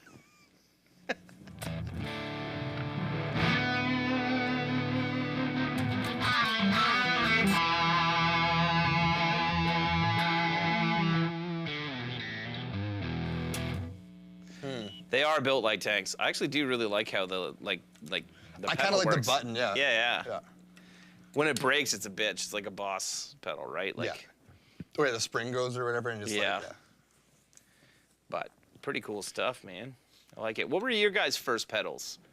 I'd love to see that. Let's see if we can date everybody here by That's why I'm like how pedals old are were, your yeah. pedals when you're like, I had the Boss CE2, 1971. It's my best. It's a great, Axl great, Rose great impression. pedal though. Or Paul Stanley. Yeah, that was weird, eh? Wait Like, up, hey! I love hey, everybody. Yeah, how he sings like all his banter between songs. Yeah. Well, and then his one like thing where he like talks normal. He's like, "Hey, you," like everything's normal. But then as soon as he's starting to tell stories, he's like, "Well, back in 1974, So I'm coming to you! yeah." So weird. I'm like, dude, knock that shit off. No pedals till you got a Boss ME20. Very cool. Only got into pedals about 12 years ago. I mean, I probably didn't get into, like, I got into boutique pedals when I first heard about Wampler. And, like, my Okay, first yeah. one was, like, the Wampler Paisley Drive. And then I started collecting Wampler pedals. And then I just started collecting pedals, and I would find, like, some poor sucker that was selling, like, a Willing to sell lot. something awesome for. Well, no, like cheap, selling yeah. like a lot of stuff, or like a batch of stuff on Kijiji. Dude, it was awesome. Yeah. I'll tell you guys a fun story about this one kid. Let me tell you a story, fellas. Let's talk Gather about around the fire, children. old Grandpa Derek's going to tell you what you shouldn't do. You know what you shouldn't do? You shouldn't list a brand new pedal train with like $2,000 worth of pedals on the old Craigslist, or Kijiji as we call it here, Yeah. for $600. Who did that? This dumb kid. And the reason that he's dumb is because I was a dick and lowballed him at $300. No. And he was like, yeah, man, I'll take it if you can do it today. And I was like, perfect.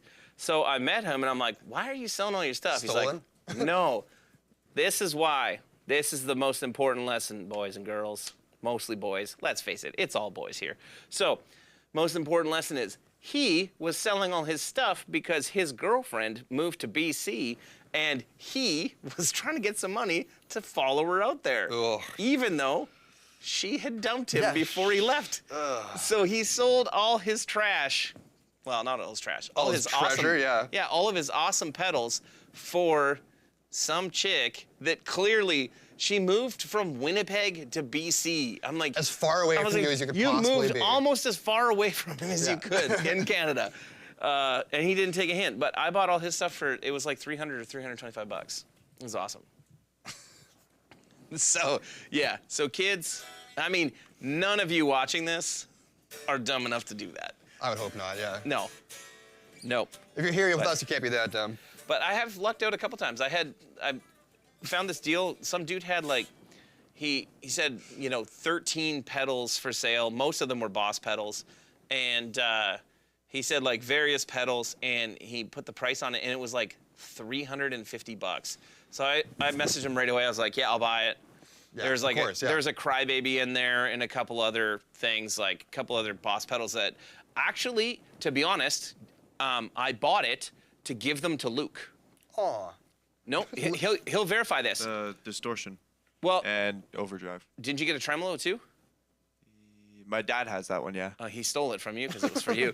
Oh, he stole it from me, Yeah. So I bought it because my wife would always bug me that like so Luke has two sisters, and for those of you guys who don't know, Luke is my nephew. Hi. So he's also our cameraman this evening and audio engineer. So if it sounds or looks bad, it's Luke's fault. Yeah. So when he started playing guitar, I made a couple of deals with him. One of them was that if he gets better than me, he gets to choose any guitar from my collection, with the exception of a couple, which he hates anyway. Like I said, you couldn't take my Wolfgang. Like you couldn't take a couple of like key pieces. Yeah, a couple big ones. But yeah. I said, if you get better at guitar than me, I'll let you choose any one of my guitars and you can have it. And here we are, years later. And I still have Hey. my guitars. No, that bluesman. Yeah. Well, I gave you that just cause, but that That was was. a gift. I thought you dude. said that was. Well, I probably said that so that you couldn't actually take one from me Yeah. later. Hey, like, Luke. you're like, I'm gonna wait till you get arthritis and you can't play, and I'll be like, I'm better than you, old man. You're halfway there already. Yeah, I know. Exactly. Do you want to give me something that's not a watermelon sour? So, Why'd you grab it? I didn't grab it. It was oh, grabbed I for grabbed me. it for him. No, So, you grabbed sorry. it. Anything is fine. Dude, yes, Ike. Sorry, I'm gonna finish no. that story. But Ike, Rev Amps, when you come out, we should go to Casa Bonita. Yeah, Bonita. Yeah. Yes, Bonita. We are Okay, can I come out absolutely. just for the one date? Bo's like, just for the I'll, one evening. I'll buy a ticket to Yeah. and from Denver. Come on. Dude, I'll do it. I'll meet you guys at the restaurant. I'll have a table for us. Oh, that's interesting. I don't mind that. The creamsicle I like ale. those, yeah. From Grain to Glass. If you guys are in Winnipeg, check this brewery out. It's good stuff. I like that Skulls Light that I had. Anyway, what I would do is, whenever like birthdays or Christmas were coming up, I would be like, well, I'll get Luke a guitar pedal. And my wife would be like, you can't buy him a guitar pedal because you're not spending $150 on his sisters on their presents. And I'm like, Buy them all guitar pedals. I was like, well, if I buy them used from some guy for $30 each. Yeah, if I sucker some then- heartbroken kid out of all I'll this- gladly take them. Yeah. So no, man. What was interesting was the next guy that I did this with, that had all these pedals. He was from Los Angeles. Like, he lived in Los Angeles now, but he was home visiting his parents.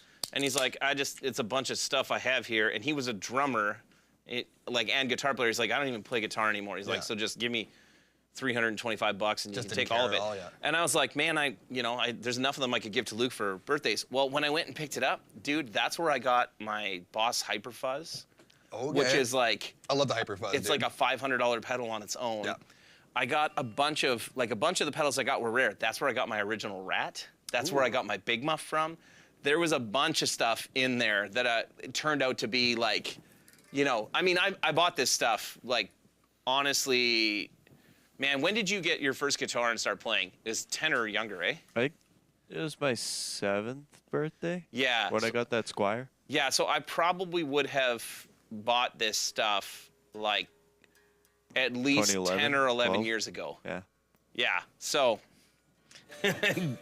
like Joy Buzzer Derek, it's me, your nephew. I'm Luke. I tell you what, one of you guys can be my nephew tonight. I'm gonna give you guys, somebody email me, or no, go to the Rev community and Yeah. post, what are we gonna get them to post, Luke? Yeah, Luke.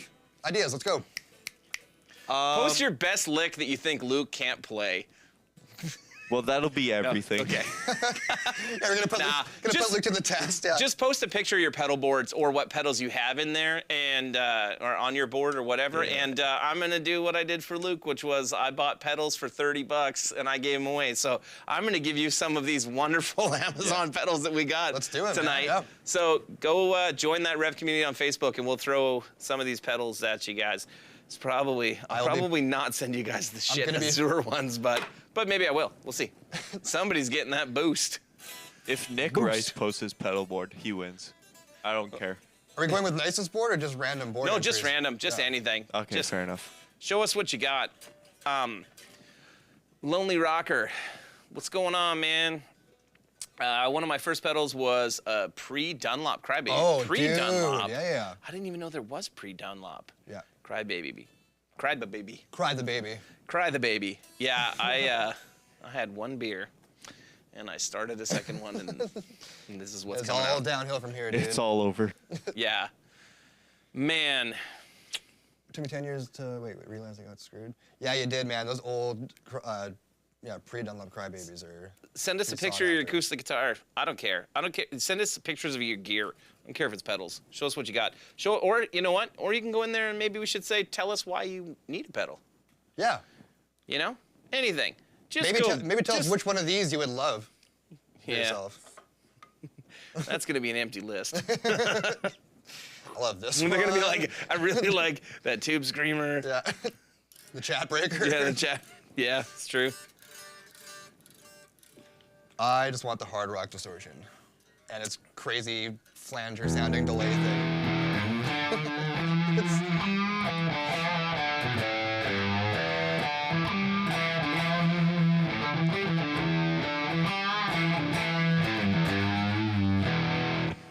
that sound like? It reminds me of something.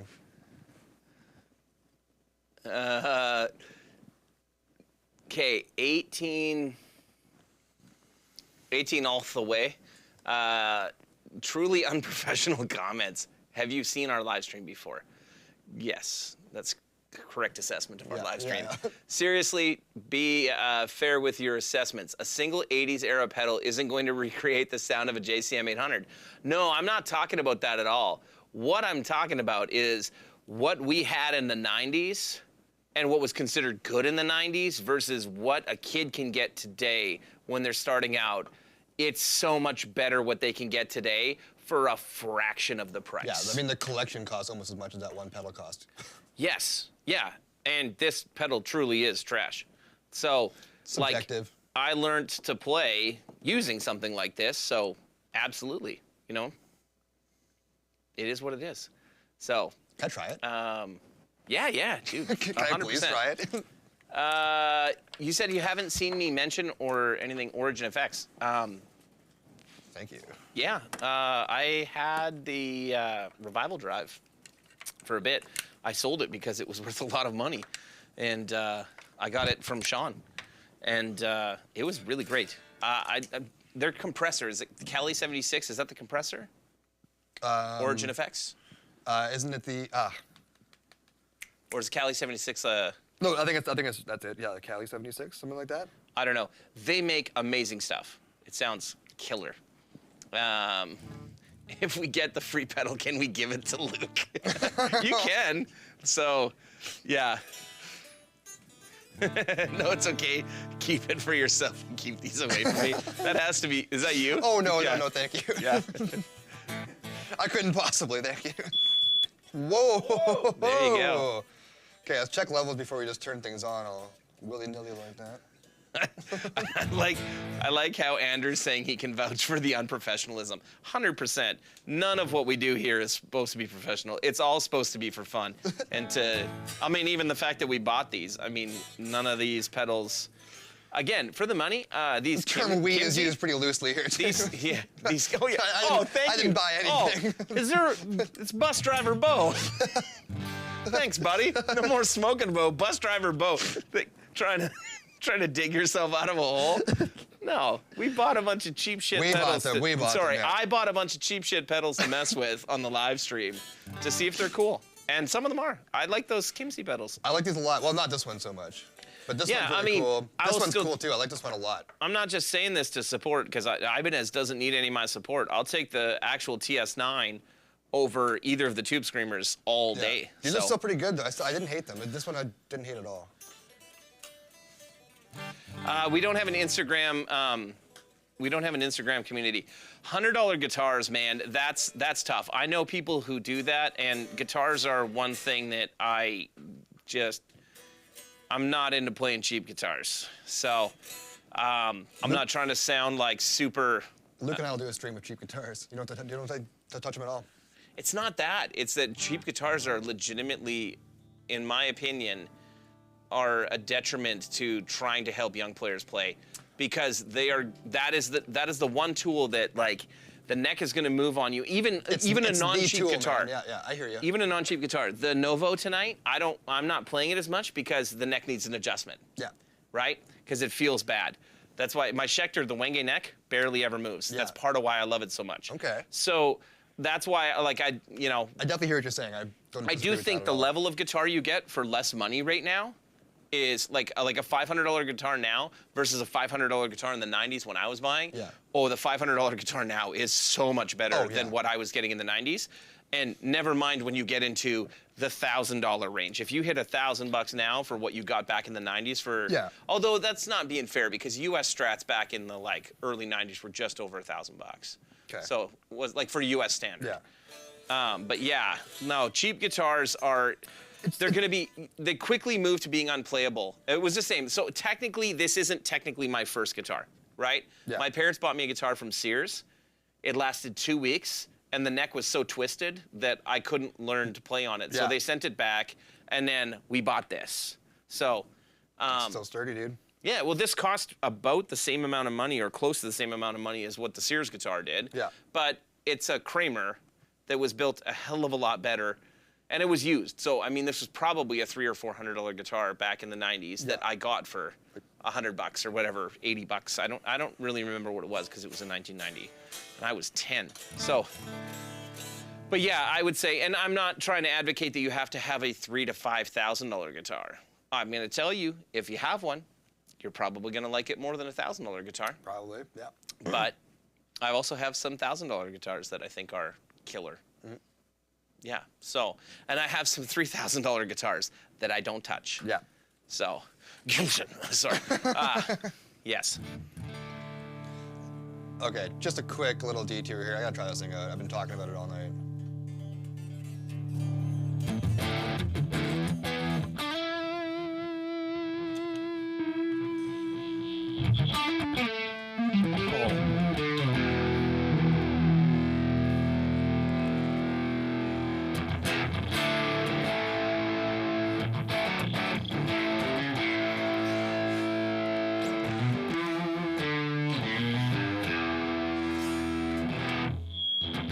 Whoa, okay. I don't like it as much if I'm playing through it.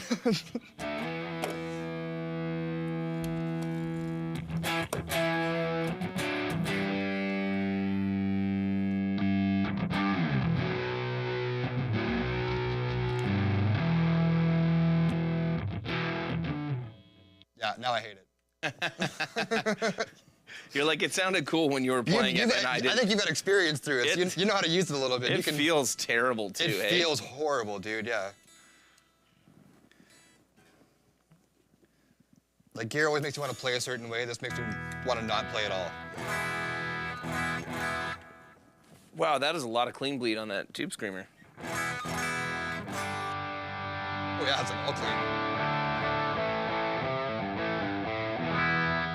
I've never played this pedal. What's the deal with the Red Sparkle Tube Screamer? I've never It's seen just a these. limited edition, like, colorway, and I bought it because of that. And I have never plugged it in. I'm gonna try using it just a boost.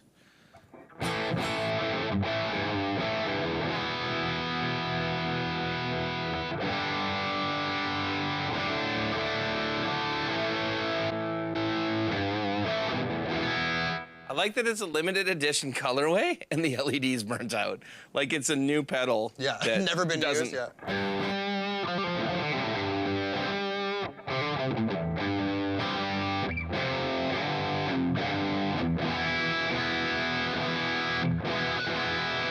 It sounds cool when you're just boosting the high gain channel.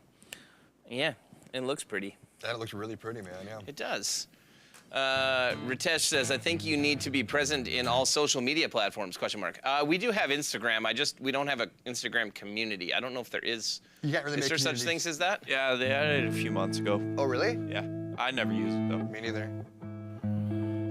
Maybe we need to do that. Sam? Sam? Everybody quickly boo Sam for going to work for Morgan. Boo. Boo Sam going to the Lame. UK. Come build amps with me again.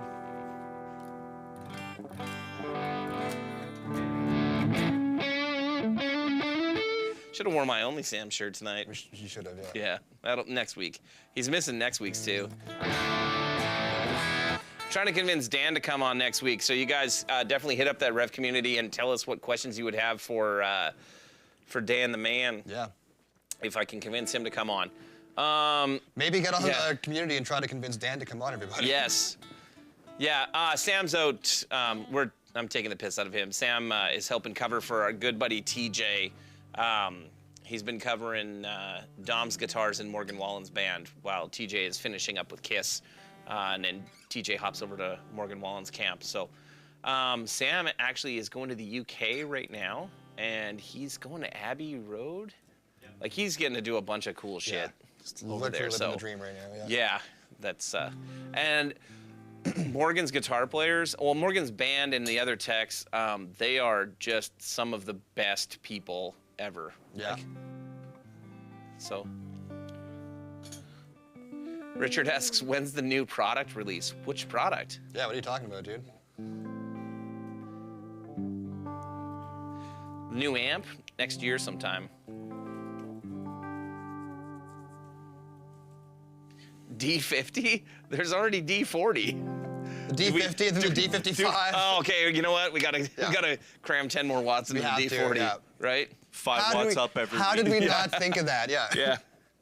D45. Man, can you imagine All the R&D, and we didn't think to put the extra Dude, 10 in there? Come on. Can you imagine how mad your dealers would get if you were just constantly like, well, we got you D40, but next week it's, or like 3 months later, it's like D45, and a customer comes in and they're like, I heard about Rev Yeah. stuff, but I don't know if I want D20, D25, D30, Yeah. D40, D45. D45, D50, D70. Yeah.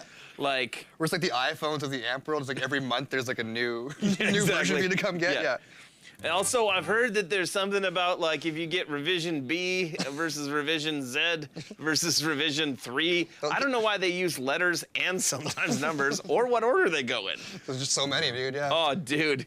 Like, man, they would be so, like, our dealers would hate us so much. Like, so much. And I would hate us. Because I'd be like, what do you dude. mean we Yeah. don't have parts for the I'm D45? the one that's gonna build them too. Man. I'm not gonna like it any Like, more than you do. Yeah. Can you? Yeah, your sheetonmonday.com is like Just, D45, D50, D55, D60. Yeah. Yeah. The 42.5. Yeah. No.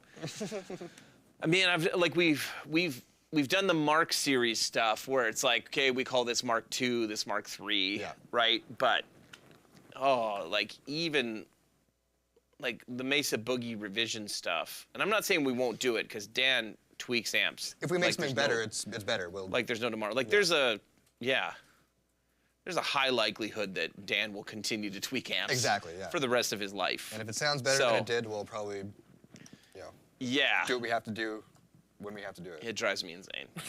Like absolutely insane because I know every time I get used to building something, it's like, hey, here's the new way to do it. I'm like, all right. Yeah. Perfect. I'm like, oh, so you made a tweak to the 120? Okay. That amp's been done for 10 years now. Yeah. Yeah, okay. Oh, yeah, you want me to hear it? And then I hear it and I'm like, damn it. Yeah, Like, yeah, it's tell the shop. It's so good. Gotta start modding everything, yeah. He's like, yeah, I figured this one thing out. I'm like, we needed to figure things out. Yeah, shit. Yeah, you did that right. So, all right. I don't know what else to tell you guys. I think we should have like, you guys can give us some suggestions of things to do or to try. I'm shit at covers, so don't ask me to play specific songs because I'm not going to be able to. Bo might be able to, though. Bo played in a cover band, and he knows how to rip stuff. I can rip a couple things. But if you guys want to hear specific pedals, specific guitars with a pedal, or specific anything on the D40, we don't have any other amps hooked up right now, but like, yeah, and just, Only yeah. amp you need, baby. Oh, Richard's got two 100Ps and a 100R. All the pedals. Must be nice, New dude. amps. He doesn't have the 20 watts or the D series. You're here for gain. Well, I would say if you're here for gain, I would say, you know, the NAMM show is coming. So, you know, I would probably say the NAMM show's coming. So is the G3V2. Are you working on it, bud? Yeah. What did you figure out? Figured out I can't do it. No? So when's it coming? All right, I'll do it for I you. figured out it's a lie. It's a lot, yeah. Great. So, some gain stacking. Hey, that's not a bad idea. Good call there, Charles. Wonder it'll stack well. I think we try. I did throw that boost pedal down on the floor because it sucks. But I guess we could have used the boost We've got into. enough options here, I think, yeah. Oh, you know what though? Luke, could you grab me some more power cables and a couple of like? Is there more pedal jumpers? Like puddle jumpers, but pedal jumpers? I think so. I'm gonna try like the BB preamp into the hot Cosby. It's the hot Cosby, all right. Yeah, yeah. I like the color of this. Both of these. Both of these, yeah. I'm a sucker for like Honestly, nice blue stuff. Yeah, the subtle sparkle on these things I actually like a lot. Like, these are cool pedals. So they're What's your favorite color there, buddy? sparkle? Sparkle. shiny anything? Shiny, yeah. I think these might be anodized aluminum, dude. That's why they look like that. Okay, yeah, So that's- the checks out, aluminum yeah. showing through, because it looks like the aluminum. I like these blues, Very yeah. clean. Yeah. Very clean. I want to try this guy out, though. Because I like this crunch a lot. This is one that we think is doing that LED clipping. Joy Buzzer says, will you guys sell cabs without speakers in them, or at least try to get my speaker of choice? Both. Most likely, if we don't sell the type of speaker, what's your speaker of choice, for one? But if we don't sell that type, you know, we'd probably just sell it to you unloaded and like send you all the wiring and a wiring diagram for when you get it. We've done that for a number of guys, especially guys that want to use like some of the new Eminence stuff. We're not set up as an Eminence dealer, so. What do you got there? Two. Yeah, I just need one, okay. But I need a patch to go in between. Thank you. So you're halfway there. Whoa, whoa. We're halfway there. Halfway there. Whoa, whoa. Halfway there.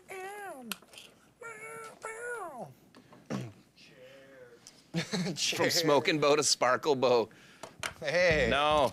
I like smoking boat. Bus driver boat. Bus driver boat. For trying to run the bus over me for. Yeah. Stupid. I think that Performance guy. reviews, dude. I think that guy got mad and left. Which guy? That guy who thinks it was shitting all over stuff. Well. Or shitting over the '90s pedals. I mean, we are a little. A little bit, but Yeah. it's also missing the mostly. point a little bit.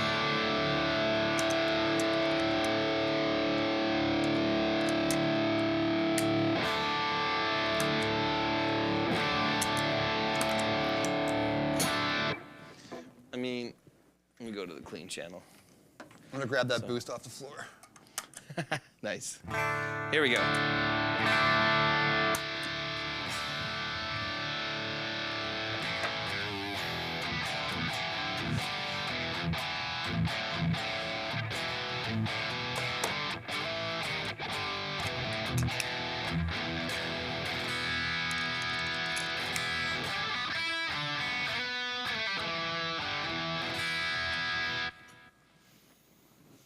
That's the Pop Plexi with the B-Box? The B-Box The with B-Boy? the hot Cosby. Joy Buzzer says, I really like the American Voice speakers with the D20. I'm not fond of the vintage 30s. I actually think it's a poor match with the D20. Okay.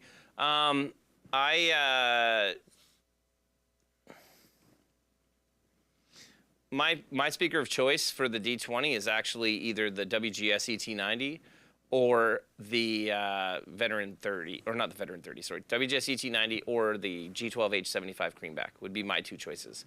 Actually, any Dynamis series product, I would say the Creamback is better. Now, that's why the new D40, like vertical slanted 2x12s, they're Creamback loaded cabinets.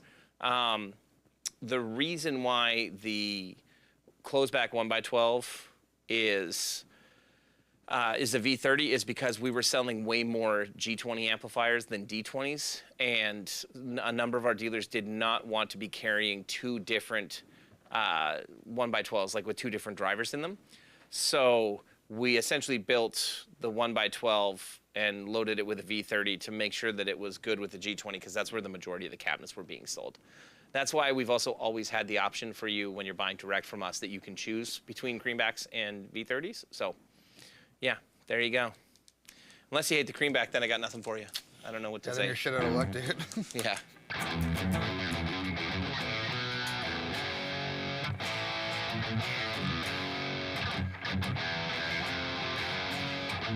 What does the Plexi sound like on its own there?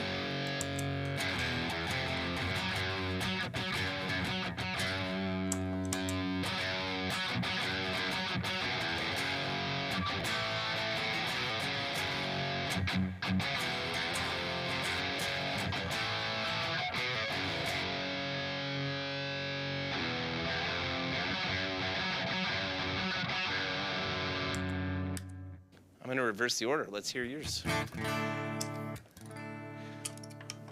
Let's hear you tune first. Yeah. I was gonna say, you got about 10 seconds before Luke yells Oh, at you boy. about that. Yeah. Luke has no grace for you if you're out of tune.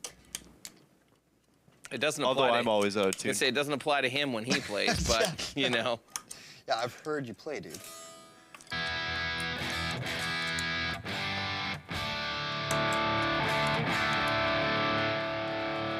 That sounds pretty not bad. Yeah, the Vintage 30 is in the D25. 2 reasons for that as well. Number 1, Sean feels as though the Vintage 30 sounds better when you mic it up. And he wanted something that, because he primarily mics up his amps and doesn't use the direct out, he wanted something that would sound good on the mics. Creamback sounds better in the room. We pretty much all agree that in the room it sounds better.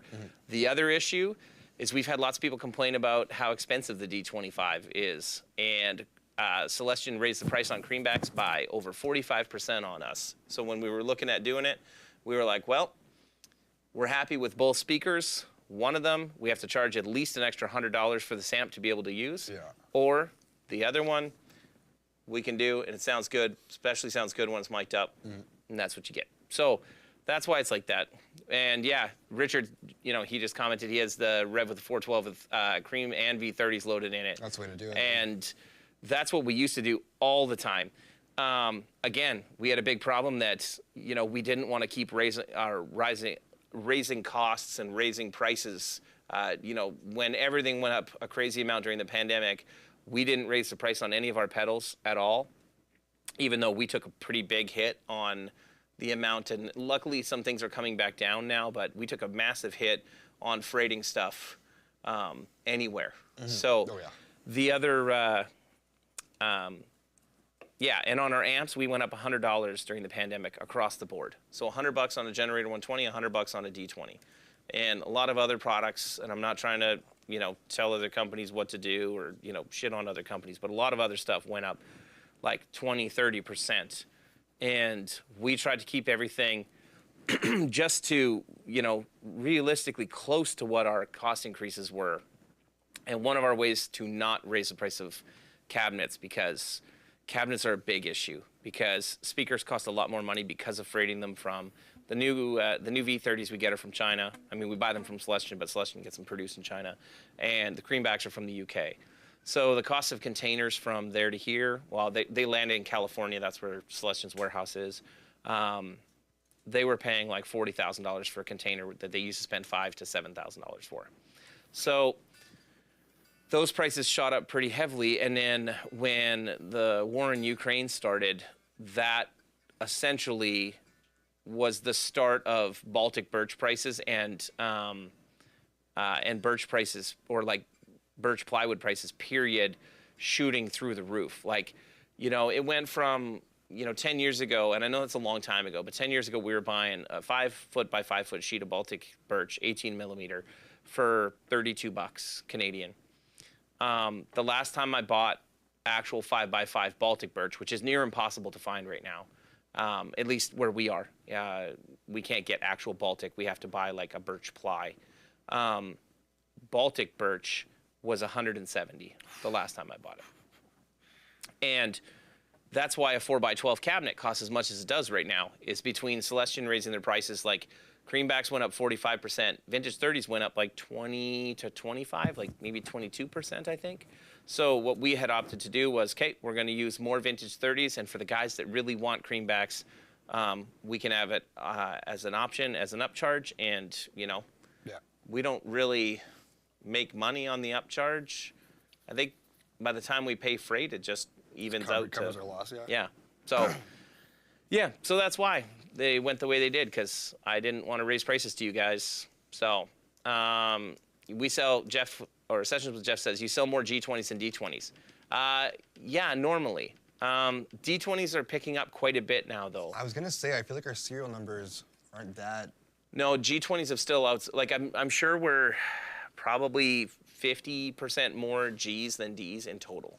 Okay. And the D's been out for a year longer. Luke says like 2,500 G20s versus 2,000 D20s. That's kind of what I was thinking, yeah. I would say it's probably closer to, I mean, you've, at serial plates, I haven't. I would say G20s probably closer to the 3,000 mark from what I know. And D20s are like 21, 22. Somewhere in there. I think 21, 22 for Ds is right. I think we're at like 26 or 27 for Gs. Then it's caught up a bit, because for a while there, like as we were nearing 2,000, we were and I way very rarely touch alpha amps around here, so this is what I recall seeing, but I'm not an expert in that field. Yeah. Oh man, Michael, I feel so bad for you guys too, because you guys are in Australia, and like the amount of money it costs for us to get stuff to you guys, and the amount that like the street price on a generator 120 in Australia when I was talking to Music and Audio, it's like 6,500 Australian dollars. Shit, dude. Yeah, and I mean, granted, they're like paying most of their people, I think, are getting like $30 an hour at like the average job. Yeah. But still, Yeah. That's wild. it's still such a crazy amount of money for a piece of gear. And yeah, it's just, you know, because we build, shockingly, Canada and Australia don't have a free trade agreement. So there's duty and taxes on our stuff. If we built in the US, there is free trade between the US and Australia. So for a while I was like, well, what if we just had some people assembling in North Dakota Yeah, and totally, like I'll had move. some generators that are marked made in the USA instead of Canada and can avoid some of the duties and taxes places. But yeah. Yeah, it's annoying. But yeah, we've done whatever we can to try to keep our prices the same. And our costs have risen like substantially. I mean, you guys have all gotten decent raises as cost of living has shot up. Like when inflation started going, we made a point to make sure that we kept raises at the same pace of inflation. So, you know, we just hope that we're going to do more business and that essentially the, you know, kind of the economies of scaling will tip in our favor at some point. This year it hasn't, to be honest. Like this year, I don't think we'll lose money, but like we'll definitely have lost significantly over previous years because we didn't jack our prices on stuff. But yeah, you know, if Dan and I and Scott, like the three of us that own the company, were in this to get rich, right? None of you guys would be here. We would have just farmed all of our production overseas. Oh, of course, yeah. And we would just simply do sales and marketing. And Dan would design new product and that's it. And that's not what we're interested in. I mean, like you know, I do this live stream because it's something that I love doing. Like I love coming and hanging out and playing and, you know, messing with a bunch of cool shit. And there's no cooler job in the world than what I do for me. I to be able feel to do that way stuff. all the time. To come into work, it's like, you know, I spent a lot of my life like working jobs I did not like at all, and like. Bo told me that What did I employee tell him? reviews were coming soon, and he's Yeah. no. So let me just say this is the greatest job in the world. Derek is just a gem to work for. Too thick? Too much? Yeah, Dan's doing your review. you're like, I take it all back. Fuck, I don't get along with Dan. I Actually, will say this, man. Bo, when I you're gonna make me interviewed cry, Bo, I was like, I didn't know you at all. I knew nothing about you. We never met. But just that you worked at a grocery store as a butcher. for a long time. I was a butcher for years. Yeah, and that you were just like, dude, I make more money than what you guys pay off the start, but I got to get the hell out of where I am. Did I say here. that right out Like, of the gates? That was definitely my mentality. I was like, I know I'm not going to make money here.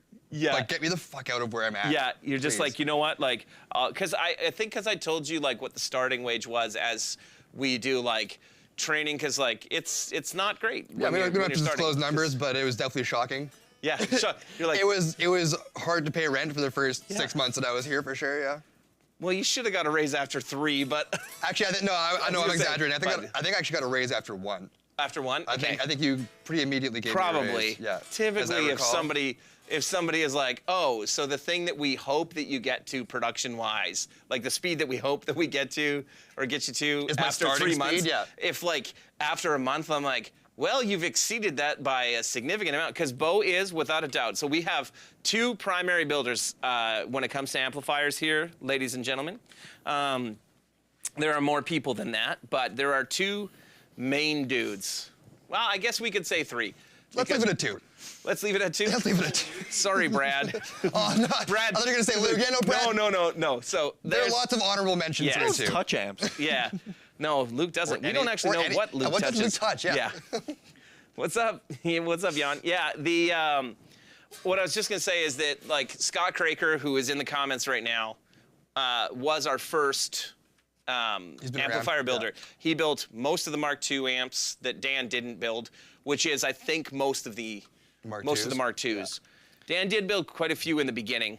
When I started, Scott was pumping out alpha amps So like a machine. Scott took over and was building all of the alpha amps when the D20 and G20 came out.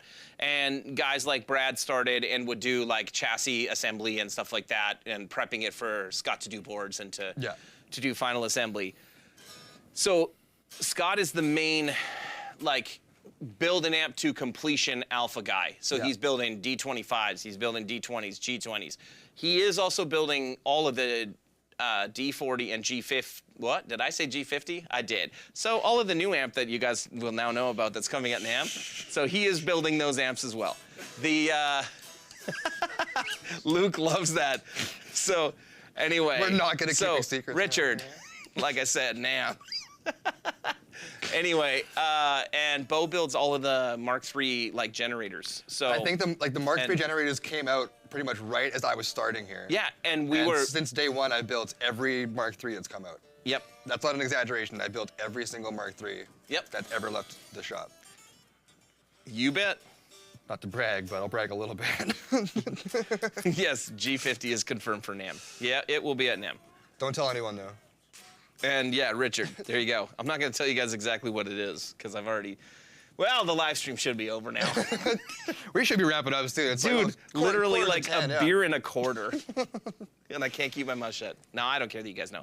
Yeah, G50 is coming. You want them to know. Yeah.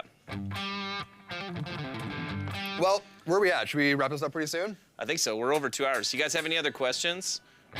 Thank you guys for hanging out with us for so long. That's, yeah. It's been, Yeah, it's been fun hanging out, man. yeah, People are actually still here, which is amazing, actually. I know. You put up with all of our bullshit for 2 hours. Don't worry, everyone in the Rev community, if you join the Rev community on Facebook, Yeah. because that's the only place we have to actually connect with people properly. Yeah, but you can still follow us on Instagram at Yeah, RevAmps. all of the social things. You know what? You can do all that stuff too.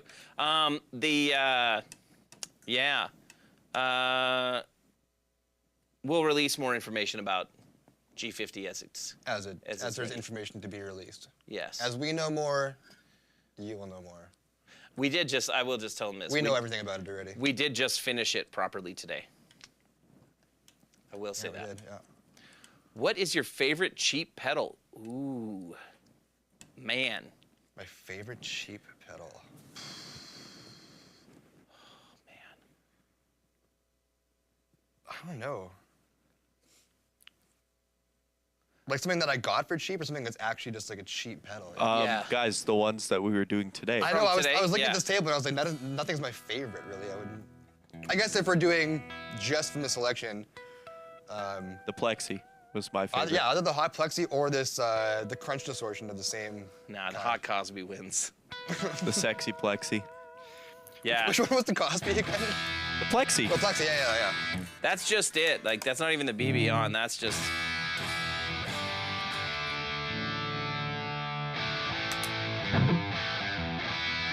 And that's just the clean channel. Let's go to the boosted second channel on the old D4T.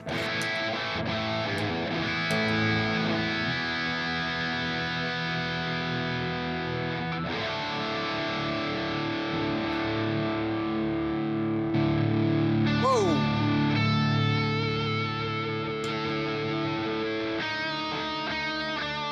There it is.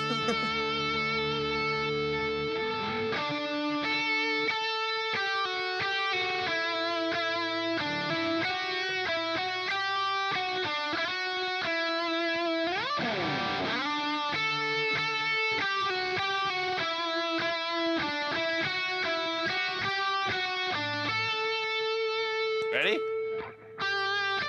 No, I'm not. Shit.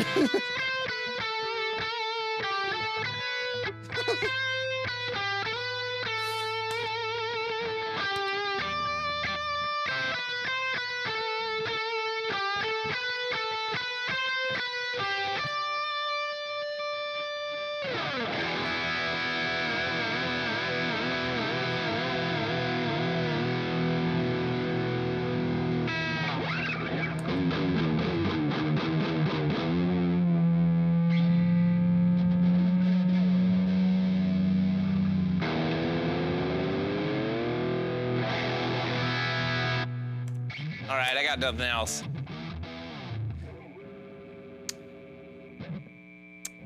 Thanks everybody for hanging out with us. It was a lot of fun tonight. That was fun, man. Yeah. Yeah, thanks for for letting coming, me play with all Bo. your new toys. I know. There's some of them are good. Some of them are shit, but some of them are good. Yeah. Yeah. Hit us up on the old Facebox or send us an email. I don't care what. There's actually a new live chat thing on the website, too, that not very often of the time am I actually live answering I was anything. gonna or say, is it Sam, AI or is it but actually you? No, Yeah. it's actually Samurai. If I Okay. Samurai. Samurai, yeah. It's actually the Samurai. Our the Rev Samurai. Our Samurai chatbot. Yeah. We need this. Yeah. Next week, Dan and I. Yeah. Danerai. Hey, by the way, what does Rev mean? It is based off of Revelations 5 from the Bible.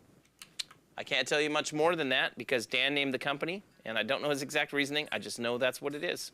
So check out Revelations 5 in the Bible. And ask him next week. Yes, ask him if next he's week, here yeah. next week, hit up that Rev community that Robbie Timms. Robbie is always on the money. Throwing that up there for us. Also, if you guys aren't subscribed to our YouTube channel, we've been throwing up more YouTube shorts because we got the old AI tool using the old cut-ups of the gear and beer for fun. No, nice, yeah. So yeah, well, I don't know, what am I supposed to say? Ring the bell so that you're notified. Subscribe and Yep. ring the Subscribe bell. and ring the bell. And like. Do all of the fun. Yeah, like it, subscribe it, ring the bell, do all the fun things. Share when it you're with in your Winnipeg, friends. like Scott, who's been deathly quiet this whole time. So I've seen him giggle a few times in the back. But Every time I say something stupid, he's laughing. Yeah.